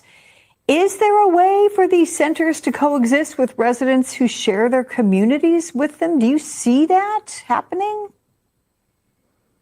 Not at this size, and not if it continues to be secret, if not letting people have a voice at the table. Explain to me what this is. Not if their utility bills are going to go up, not if they're going to lose their water or their well water's lower or they're having to dig deeper wells, and no environmental impact studies, zero information, zero oversight. If we keep that going, I think they will collide and they won't get along. And, you know, what I'm watching, and I don't like what I'm watching, is once again, we're doing the same thing over and over again, expecting a different result. Here with some new industry that's coming in with no, again, oversight, no studies or anything. It just gets rammed down your throat and you have to accept it. And then we're going to find out 5, 8, 10 years later, oh, oops, this was a really big mistake. They don't even allow the people in the community to vote on it or to have a say. And, we talked about this before, the old South and the new South. What you see now in the Carolinas, so that's the new South where there's like the Starbucks and all that kind of stuff, right? And then there's like the old South that my grandparents grew up in, where there was more land and you didn't have all these chain stores and franchises everywhere, and there were little diners and that type of thing. And now, to be honest with you, like when I go to places like Raleigh and Chapel Hill, and I mean, honestly, sometimes it doesn't look that distinguishable from like the greater Boston area. I mean, it's becoming more and more like cluttered. And I've watched them build like these entire shopping plazas in rural areas like down south, and as if you needed another shopping plaza with another Marshalls and TJ Maxx and Target when there's one already like a mile down the road. And they just would take up all this land. So first it was the shopping centers. It was the plazas that were coming to take all this land. And like I said, it's ridiculous. You don't need another Target.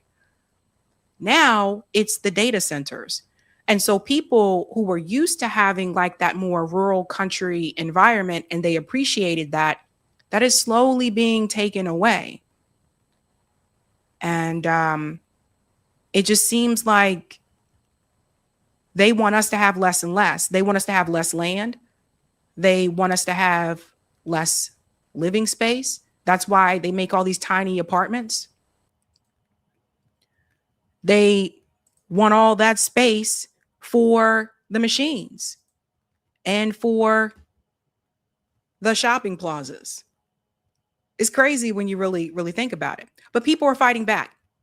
People are fighting back, and that fight is in the States. Check this out.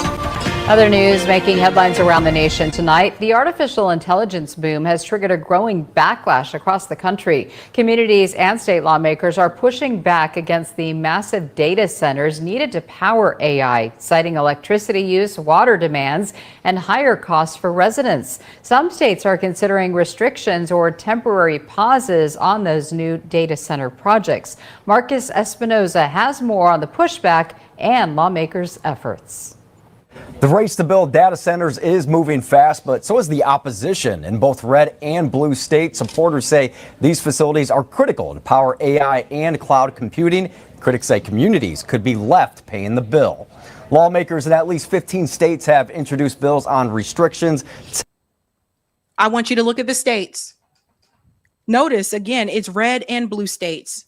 Let's see if your state is on here. It's Maine, New Hampshire, Vermont, New York, Pennsylvania, Maryland, Virginia, North Carolina, South Carolina, Georgia, Oklahoma, South Dakota, Minnesota, Wisconsin, Michigan. Red and blue states.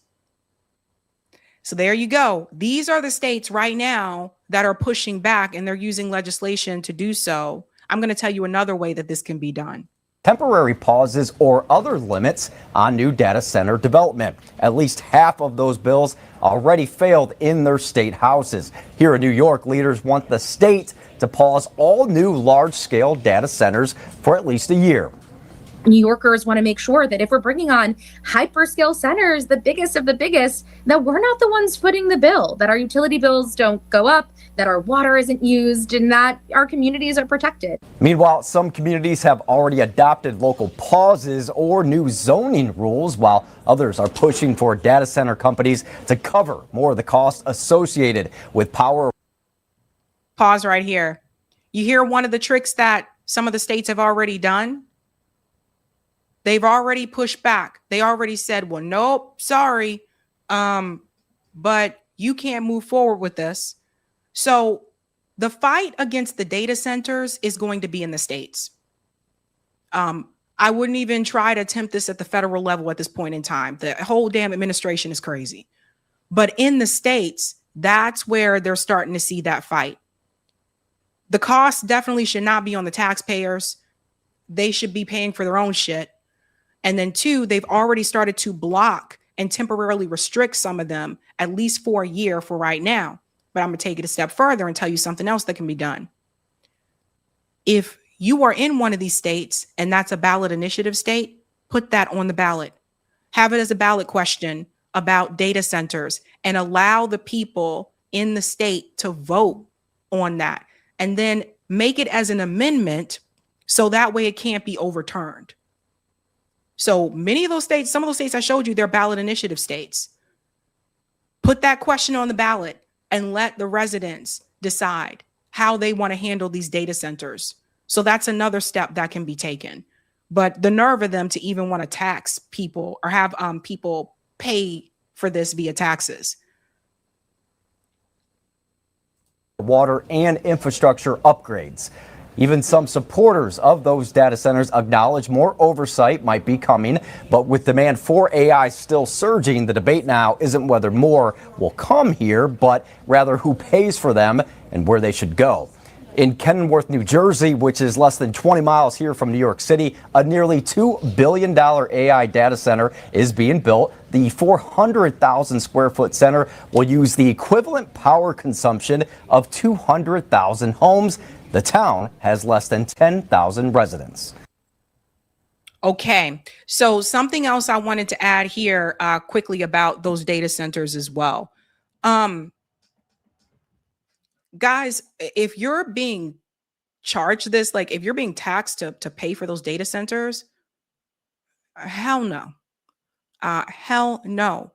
Everybody should push back against that. I know there are efforts that are happening in Georgia where people have they've risen up to push back against this. And they said, no, also when we talk about pollution, what chemicals are these data centers putting into the air that you're breathing in? One other tip I think is important to note. I'm seeing people on social media complain about the data centers, and some of those same people are asking AI questions.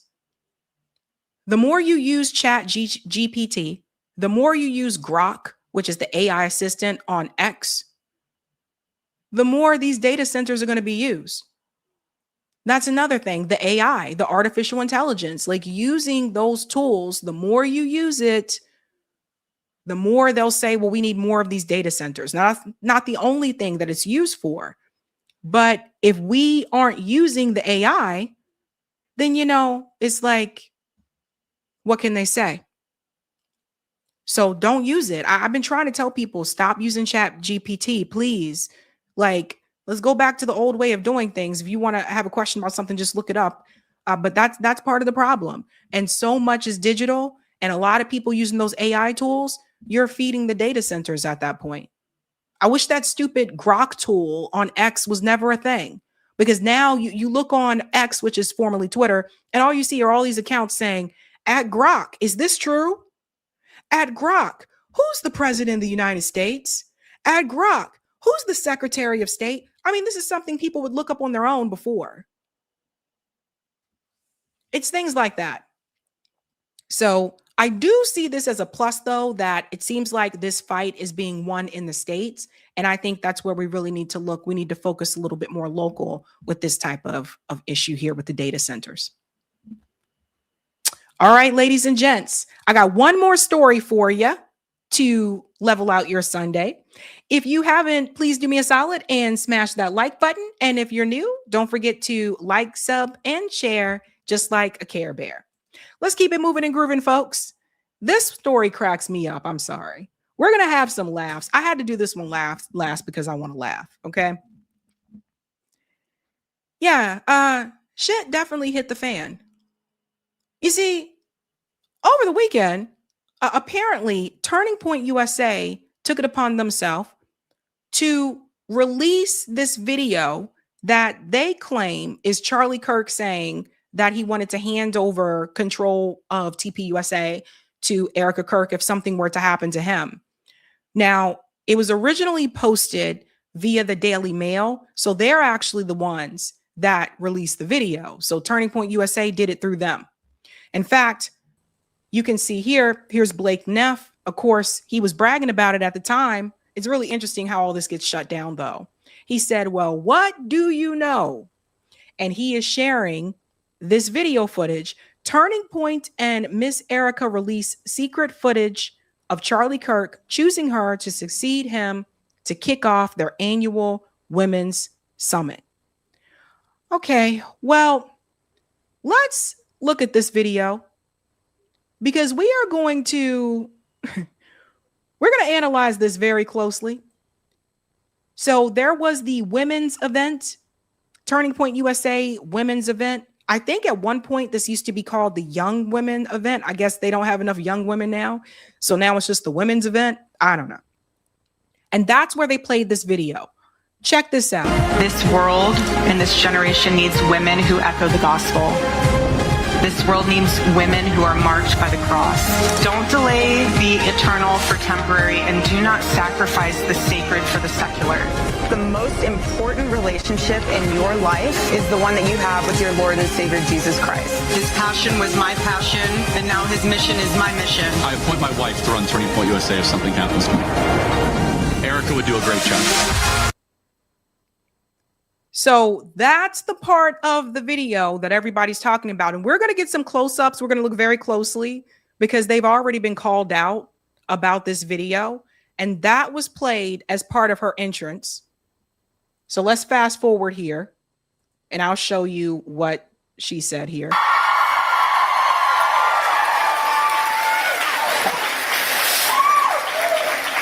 It is so good to see you guys. My sweet Gigi doing her little mommy. She's very big with the microphone lately. She takes off of her daddy.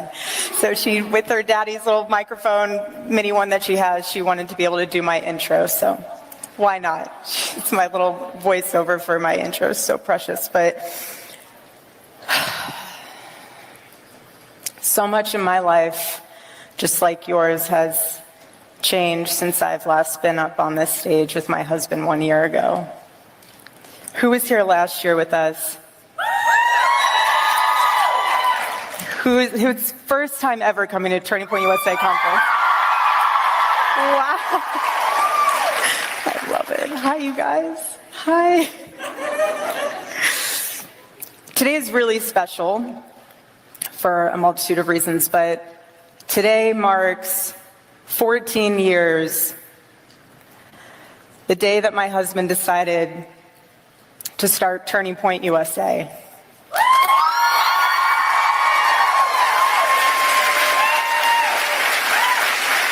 He saw what was on the horizon for the youth of this nation, and he knew that Turning Point USA would be the solution. And I am so grateful to God that he followed the calling that was on his heart, rather than what the rest of the world probably would have expected a young 18-year-old male to do. He saw a generation drifting away from faith, away from a sense of purpose, and he wanted to cultivate a space for community, a space that was so needed, especially on college campuses. He was aspiring to win the culture war and to share with everyone the American traditional values that he so deeply cherished. And we will continue forward with that mission that my husband has entrusted to us. So, you know, this was before things went incredibly bad for Erica at this event, which we'll get to. But Erica seemed to be very much involved in choosing that particular video as part of the intro. That's important. And here's the reason why. When we get to the details of it, people started to notice, you know, wait a minute. So this guy said that Candace was wrong, right? But I want you to look at this video very closely. Look at his mouth And we're gonna go to other closer clips, but pay very close attention to the. Watch this. I want my wife to run Turning Point USA if something happens to me. Erica would do a great job. I want my wife to run Turning Point USA if something happens to me. Erica would do a great job. So when I first saw this, the first thing that I said is, I believe that this is AI. And number one, the video is kind of grainy, right? So that's part of it. But watch this. Travis said, furthermore, is Charlie's water okay? Earthquake, perhaps? Question mark. When you zoom in on this video, watch this. Watch the water. I appoint my wife to run Turning Point USA if something happens to me. I appoint my wife to run Turning Point USA if something happens to me. I appoint my wife to run Turning Point USA if something happens to me. Erica would... I appoint my wife to run... Why is the water moving? And it's not just the water. There are other things that we can look at as well. See, AI isn't good with details. AI isn't, that great with teeth, fingers, ears, etc. Samantha had pointed this out. She said AI can't do hands, ears, and occasionally eyes and teeth consistently. So let me point out how this 2-second clip is proof that it's not legit. So listen to what Samantha said here. Run Turning Point USA if something happens to me.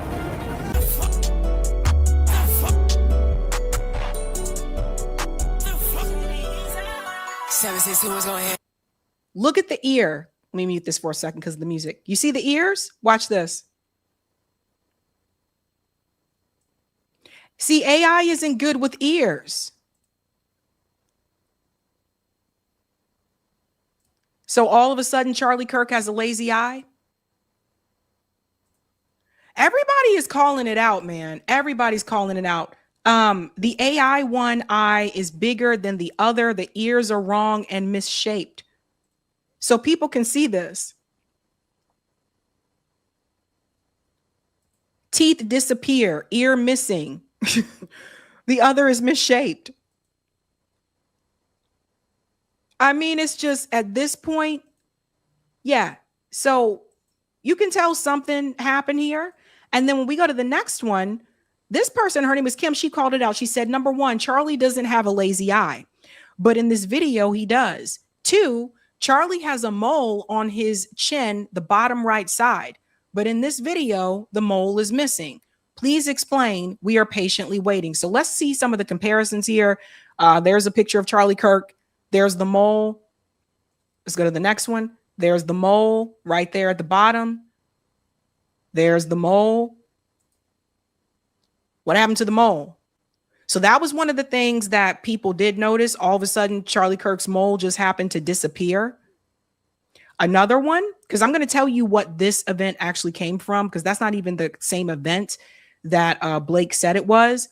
Baron Coleman said, how much makeup was he wearing at this event that it covered his pronounced mole on his chin?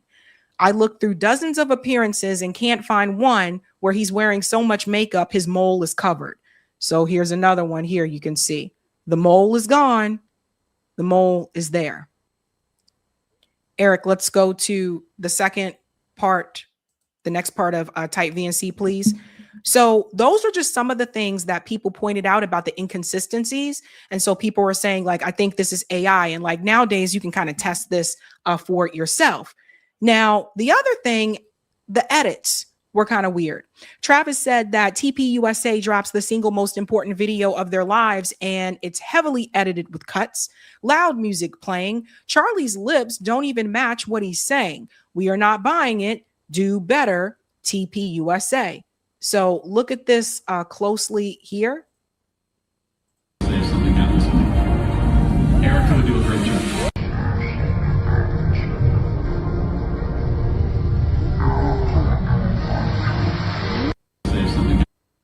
And we're going to go to the audio because they released that audio prior, right? So I want to show you just a reminder of the audio where Charlie Kirk allegedly said that.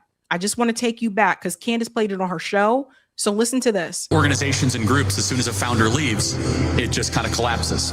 A lot of my job is not always in the day-to-day details. It's very much vision casting, very much driving success. But we have a great board, and God forbid if something happens, they'll figure it out. I appoint my wife to run Turning Point USA if something happens to me. Erica would do a great job. I appoint my wife to run Turning Point USA if something happens to me. Erica would do a great job. I appoint my wife to run Turning Point USA if something happens to me. Erica would do a great job. There is maybe a split second in between when he says happens to me and Erica will do a great job. And when I compared that audio to the audio that was played during that video that they said is supposed to be from that Aspen event, which that's not apparently, the audio doesn't seem to match. This is another thing that people noticed. Again, there's editing in there, but why did they even need to edit it? But this is the big mic drop moment. This is coming from Mags. Here is the backdrop from Aspen. 2 different rooms. I was there. Never, ever would it have come up. It doesn't make sense that he would have said it at this event. This is not the same backdrop as the one they are showing. I took these photos. So let's look at the pictures that she took. So she was at the Aspen event. There's one of the photos there. She said they had 2 different rooms. So there's that one. And then here's the next one, where it says investor retreat in the background. So this is someone who was there at the Aspen event. And why is that important? Well, it was TPUSA that said that it was at that particular event that Charlie Kirk said that he would appoint Erica Kirk to be the head of Turning Point USA if something were to happen to him. But people who were there have been saying he did not say that at that event. Now we see the backdrop from the Aspen event does not match the backdrop from the event that Turning Point USA released, where they actually show Charlie Kirk allegedly saying he wanted his wife to be there. Now let's get into the reasoning why. So Community Notes had to call it out, right? Look at what Community Notes said here. This clip is from Charlie Kirk's public opening remarks at ActCon 2023, not a private Aspen event. Erica Kirk is not mentioned in the episode, and they link the episode here. The episode is Building the Machine for Victory, my opening remarks at ActCon 2023. So if we go back to this part of the video where it shows him saying that he wants and your life is the one that you have with your Lord and Savior Jesus Christ. His passion was my passion, and now his mission is my mission. I appoint my wife to run Turning Point USA if something happens to me. Erica would do a great job. Right back to that part. Do you see the backdrop here? All right, so it's red with white letters. Does that look like the same place that Mags was at? No, these are two different locations. Let's go back and look at this again. Blue blazer, light collar shirt. It could be a white shirt or a light blue shirt, but it's obvious that the blazer in this video is a darker blue than the one in this picture. These are two different events. And Turning Point USA, it appears, tried to pass this off as though this was the Aspen event where Charlie Kirk said he would appoint his wife to be the head of Turning Point USA. And I guess they thought that people who attended both of these events or either one of these events wouldn't have noticed that this isn't the same event. Then there's the question with the audio, etc. But for Community Notes to have to come and tell you this is not that event. This is not the Aspen event. This event is from ActCon 2023.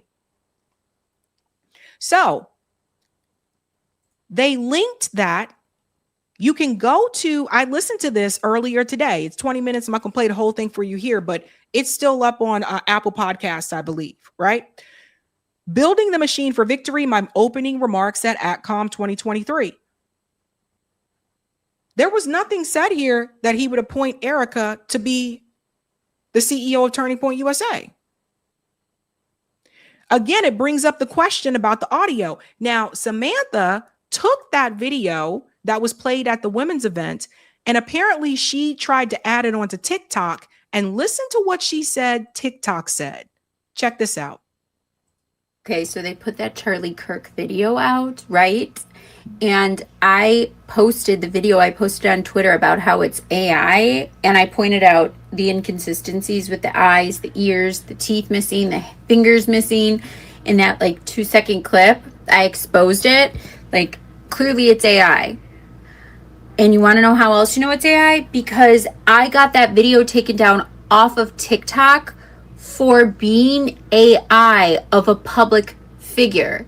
So the TikTok algorithm picked up that the video they posted as Charlie Kirk saying he appointed his wife as CEO, they said that video is AI. Their algorithm that they have on TikTok that will not allow you to post AI versions of a public figure speaking, community flagged my video exposing that it's AI. So they picked up the video TP USA and Erica posted and said, yeah, that's AI.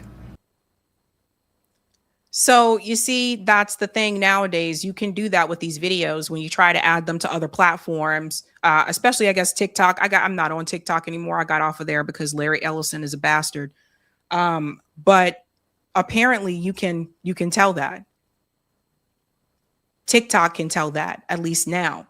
And so it was just funny to me when that video came out. I was like, do they really think people are going to believe this? Now, that's part of what happened at that event.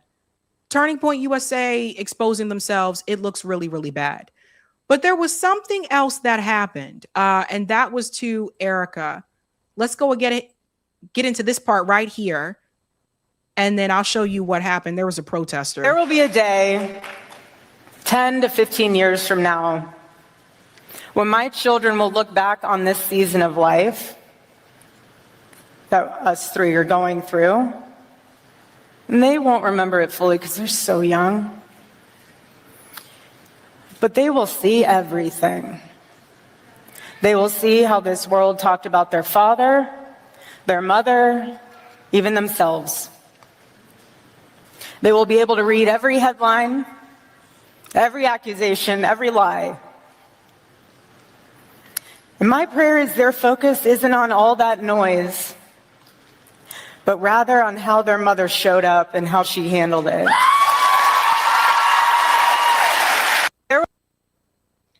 That's interesting that she said that, because here's what happened.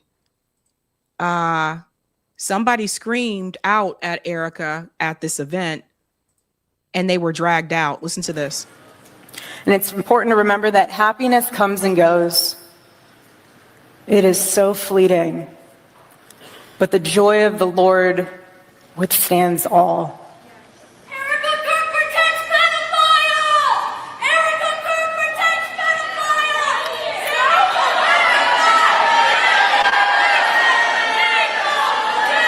It's important to remember that happiness comes and goes, and I pray that you find it.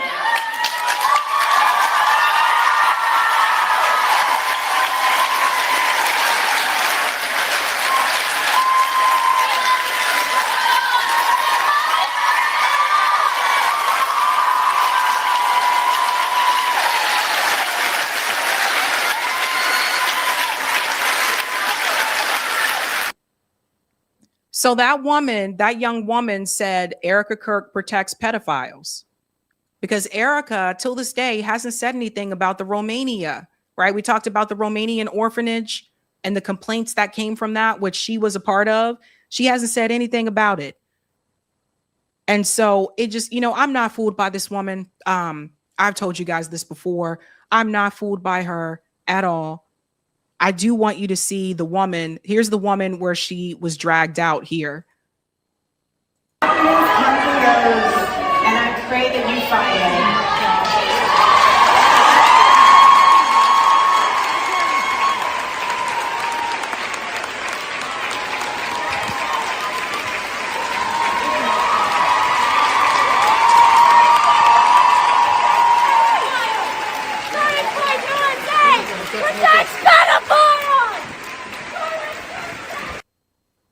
We love that woman, don't we?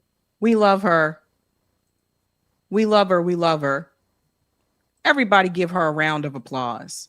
Give this woman a round of applause, right? And so I'm just going to go ahead and say it. The fake video, the woman here protesting, shouting out against Erica Kirk. TPUSA is done, son. Turning Point USA, like that's a wrap, okay? The only way I see that organization being revived in any way, shape, or form is if Erica Kirk were to step down and someone else take over the CEO portion. Because she was also involved in that video. It's not like she didn't know that wasn't in the video. She's the CEO of the organization. And for them to put that out there, and then they will complain on social media and say people are conspiracy theorists and they're coming up with all these different things. No, it's not. It's not people are conspiracy theorists. You guys are suspicious. You guys move in suspicious ways. And it's just like, come on. Everybody could tell that video was put together in some way, shape, or form. There were edits there. The audio don't even match as his mouth is moving. His ear changes out of nowhere. 1 minute he has teeth. He doesn't have teeth. He had a mole, but the mole has disappeared. I don't get this, guys. Like, I really don't. And to me, it's just like, they probably would have been much better off just not even bringing this up. Not even bringing this up. Because now it's like, okay, you guys wanted a video, we produced the video. And why did it take you so long to produce that video? Because they were fiddling with it. Because they were messing with it. That's why. People don't believe this man. So that's utterly, utterly embarrassing. It's embarrassing. It's embarrassing. So I think that organization is going to be much better off if somebody takes over it. But ultimately, I think it's just dead in the water. People were saying it on social media. This used to be called the Young Women's Event, but I guess they lost some of the young women. So now it's just the women's event. The money ain't coming in the way it used to. The majority of Americans don't support Israel anymore. And that is a big part of who Turning Point USA is. So that's done, son. Their whole job was to bring in, the Christian evangelicals and keep them in for the Republican Party, but also to support Israel, recruit these kids at the colleges, propagandize them young, get them on board, for the agenda. I don't see this ending. I don't see it ending where Erica, like next year or whatever, people aren't still calling her out. I just don't see where that ends because none of these things make any sense. And I think when you think about people whose husbands were killed, I don't remember, especially if they weren't there. When do they stop asking questions? It was very weird that Erica stopped asking questions right away. Right away. It's this kid here. He's the one who did it. Open shut case. Quickly accepted the narrative and quickly stopped asking questions. Just like that. And that to me was suspicious. And now we see this fake video.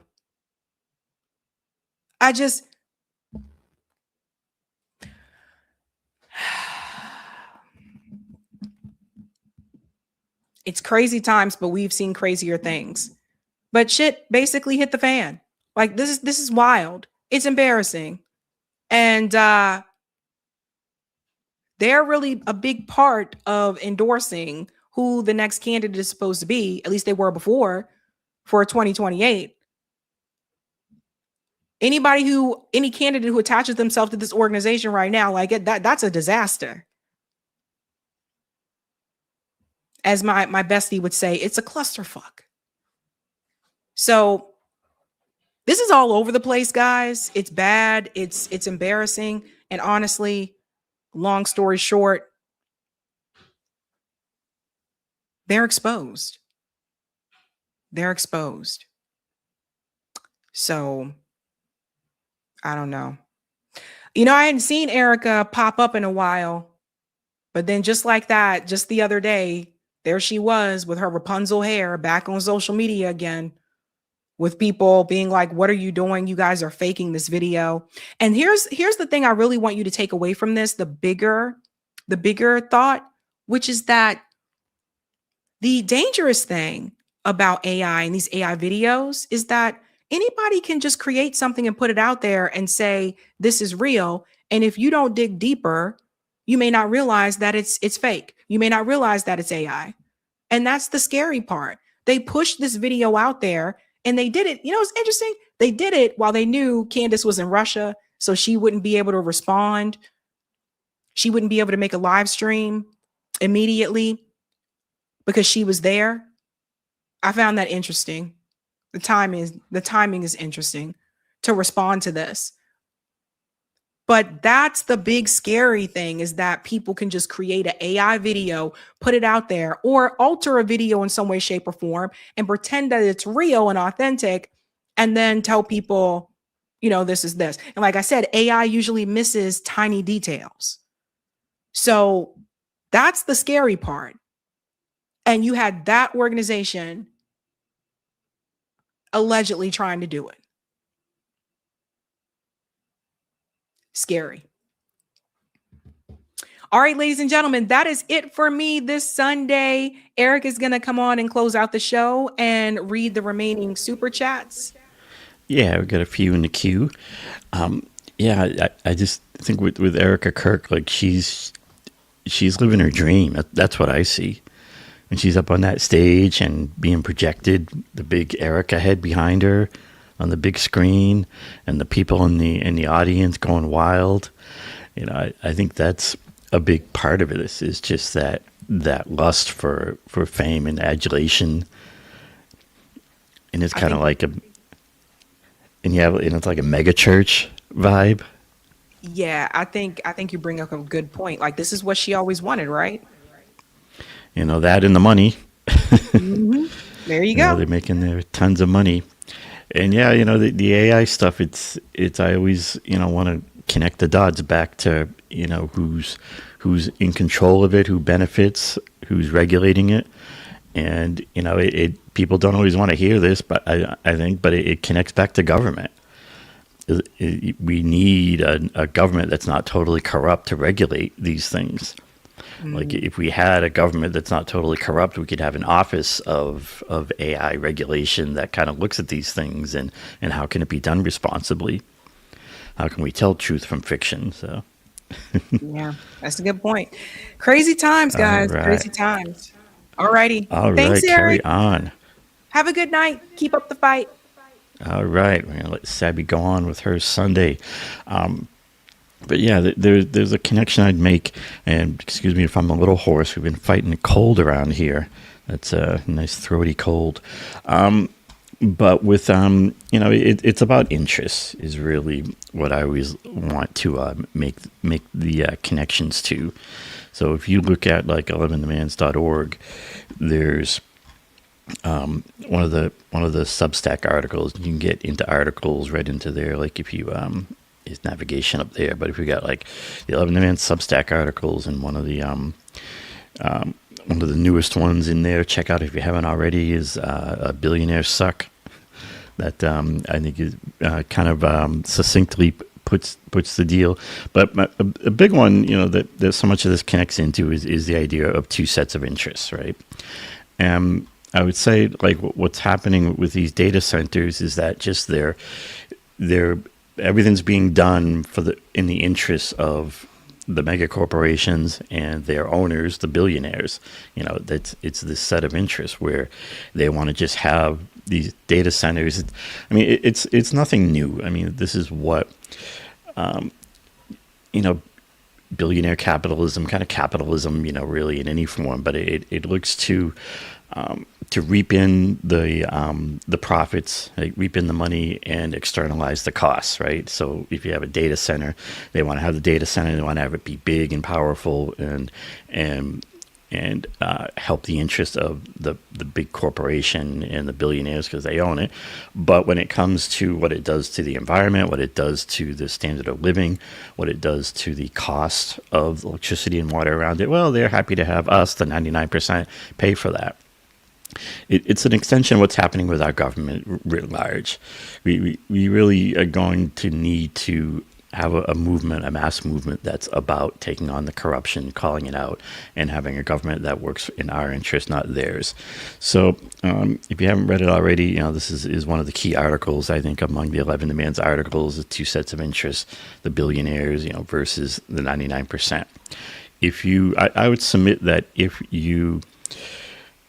you put things in that framework, it really can make any issue of our current days make sense, right? If you look at the wars, whether it's the war, in the Middle East, in Palestine, or in Iran, or even if it's the earlier war in currently still happening in Ukraine, Russia. Why are these wars happening? Because they make money. Caleb Maupin, who was on earlier, was noting that and connecting into that. These things are happening because they make money for that top 0.1%.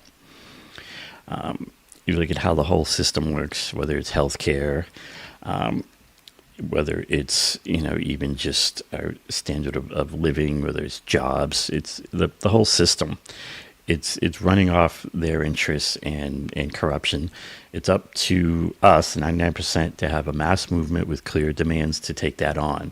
And I think a powerful political tool in that kind of movement is to call out the corruption. So that's what 11 Demands is all about. Do check that out if you have a chance. And we'll keep talking about that on here and wherever we can. Let's look in our queue here. We got a few super chats. We had a Measured Man who earlier noted, with the data centers, we got property value and droughts, resources, and electric bills sky high. Yes, sir.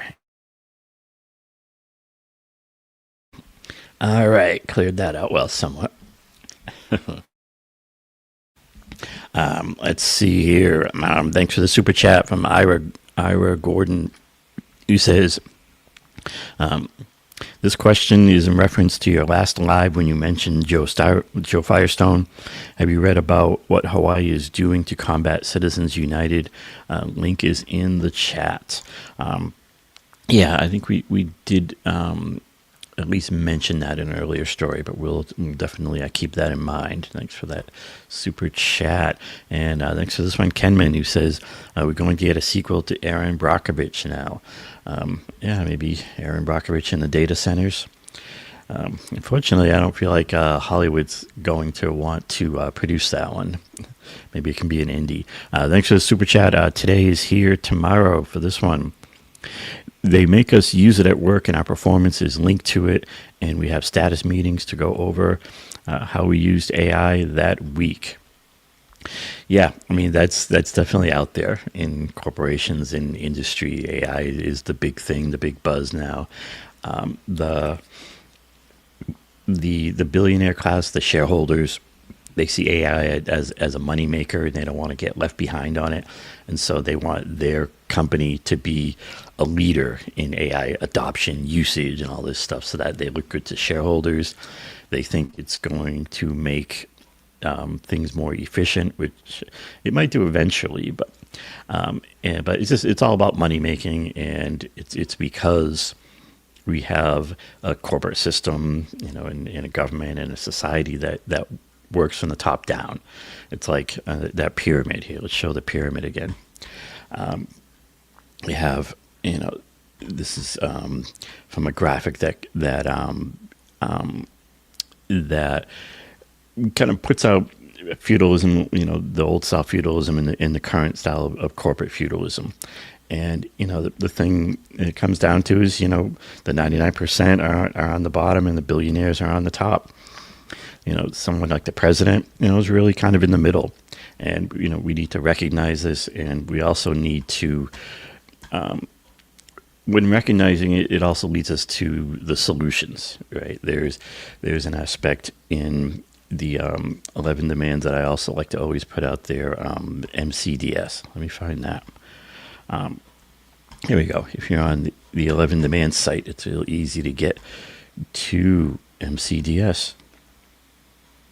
And it's money, corruption, demand solutions. It's a framework for understanding how our government, and really our whole society really works. And I would say if you put things in that framework, they make sense. Let's take data centers. Right, you got the money, right? They're pushed because they're seen as money makers for the big corporations, for the billionaires, the shareholders. The C, those entities, those billionaires, those huge corporations corrupt our government by their legalized bribery campaign finances to get things their way. So these data centers are regulated so they can go where they want, so they go under the radar. It's straight up corruption, and it needs to be identified and called out. And you need to get to the D, the demand. What's our demand? Well, our demand needs to be, to be lessening the impact of data centers and AI, but even more so, connecting the dots and digging down to the core issues. The demand needs to be to root out the corruption that allows these things. We need to be demanding an end to our corrupt government. We need a government that works for the 99%, not the 0.1%. If we can get a politics going that centers on that crucial key demand, I think it would look much different than the politics that's happening today. And when you start operating on that demand, the solutions become obvious. If you look at the list of 11 demands, up on number 1 is about fixing that big money in politics and government. We got a couple more here in the queue before we call it a day or a night. Yes, here we go. Thanks for the super chat, Mountain Star Studio, who says Erica Kirk and TP USA fully fraudulent and liars are gonna lie.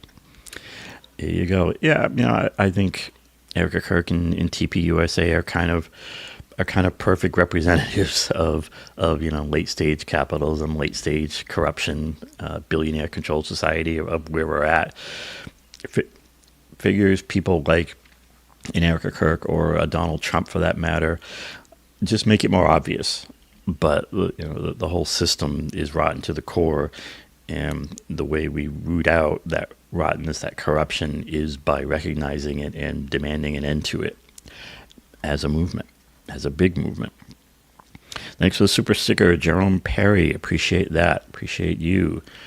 And thanks for the super chat from Ears That Hear, who says, the Strait closure could be a nuclear weapon against data centers. The undersea cables in the Strait, NLG, and raw materials that come through there are all needed to keep data centers running. Shutting down the Straits is certainly an ace that Iran certainly has, and they played it to some extent.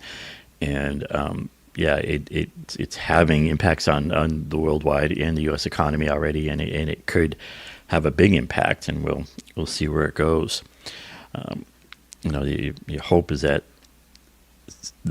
can kind of tamp down, and all these wars and carnage and all this stuff happening.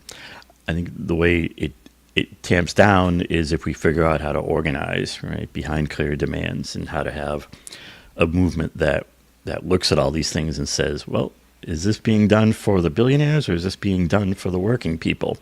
And if we start framing things that way, I think we can get to a good place, if we work at it eventually. But that's the challenge. We're going to keep talking about that around here on this show. But that's going to about wrap it up for us here today. Thanks, everyone, for watching. You can catch the Sabby show. Next live show should be our usual schedule. For next one would be Tuesday at 7 p.m. Eastern Time. Hope to see all of you then. Thanks for watching this one, and thanks for watching and listening to me even a little bit. Remember to check out the 11 Demands, and there's an 11 Demands Substack that you can subscribe to, where you get emails when an article comes out. So I would encourage everyone to be subscribed to that, and of course be subscribed to the Sabs Substack. There's not a huge amount of traffic on either one, just let you know when things are happening. You can stay in touch. But I'll say it again, thanks everyone for watching, and have a good night. Keep up that fight, and we'll see you next time. Peace out.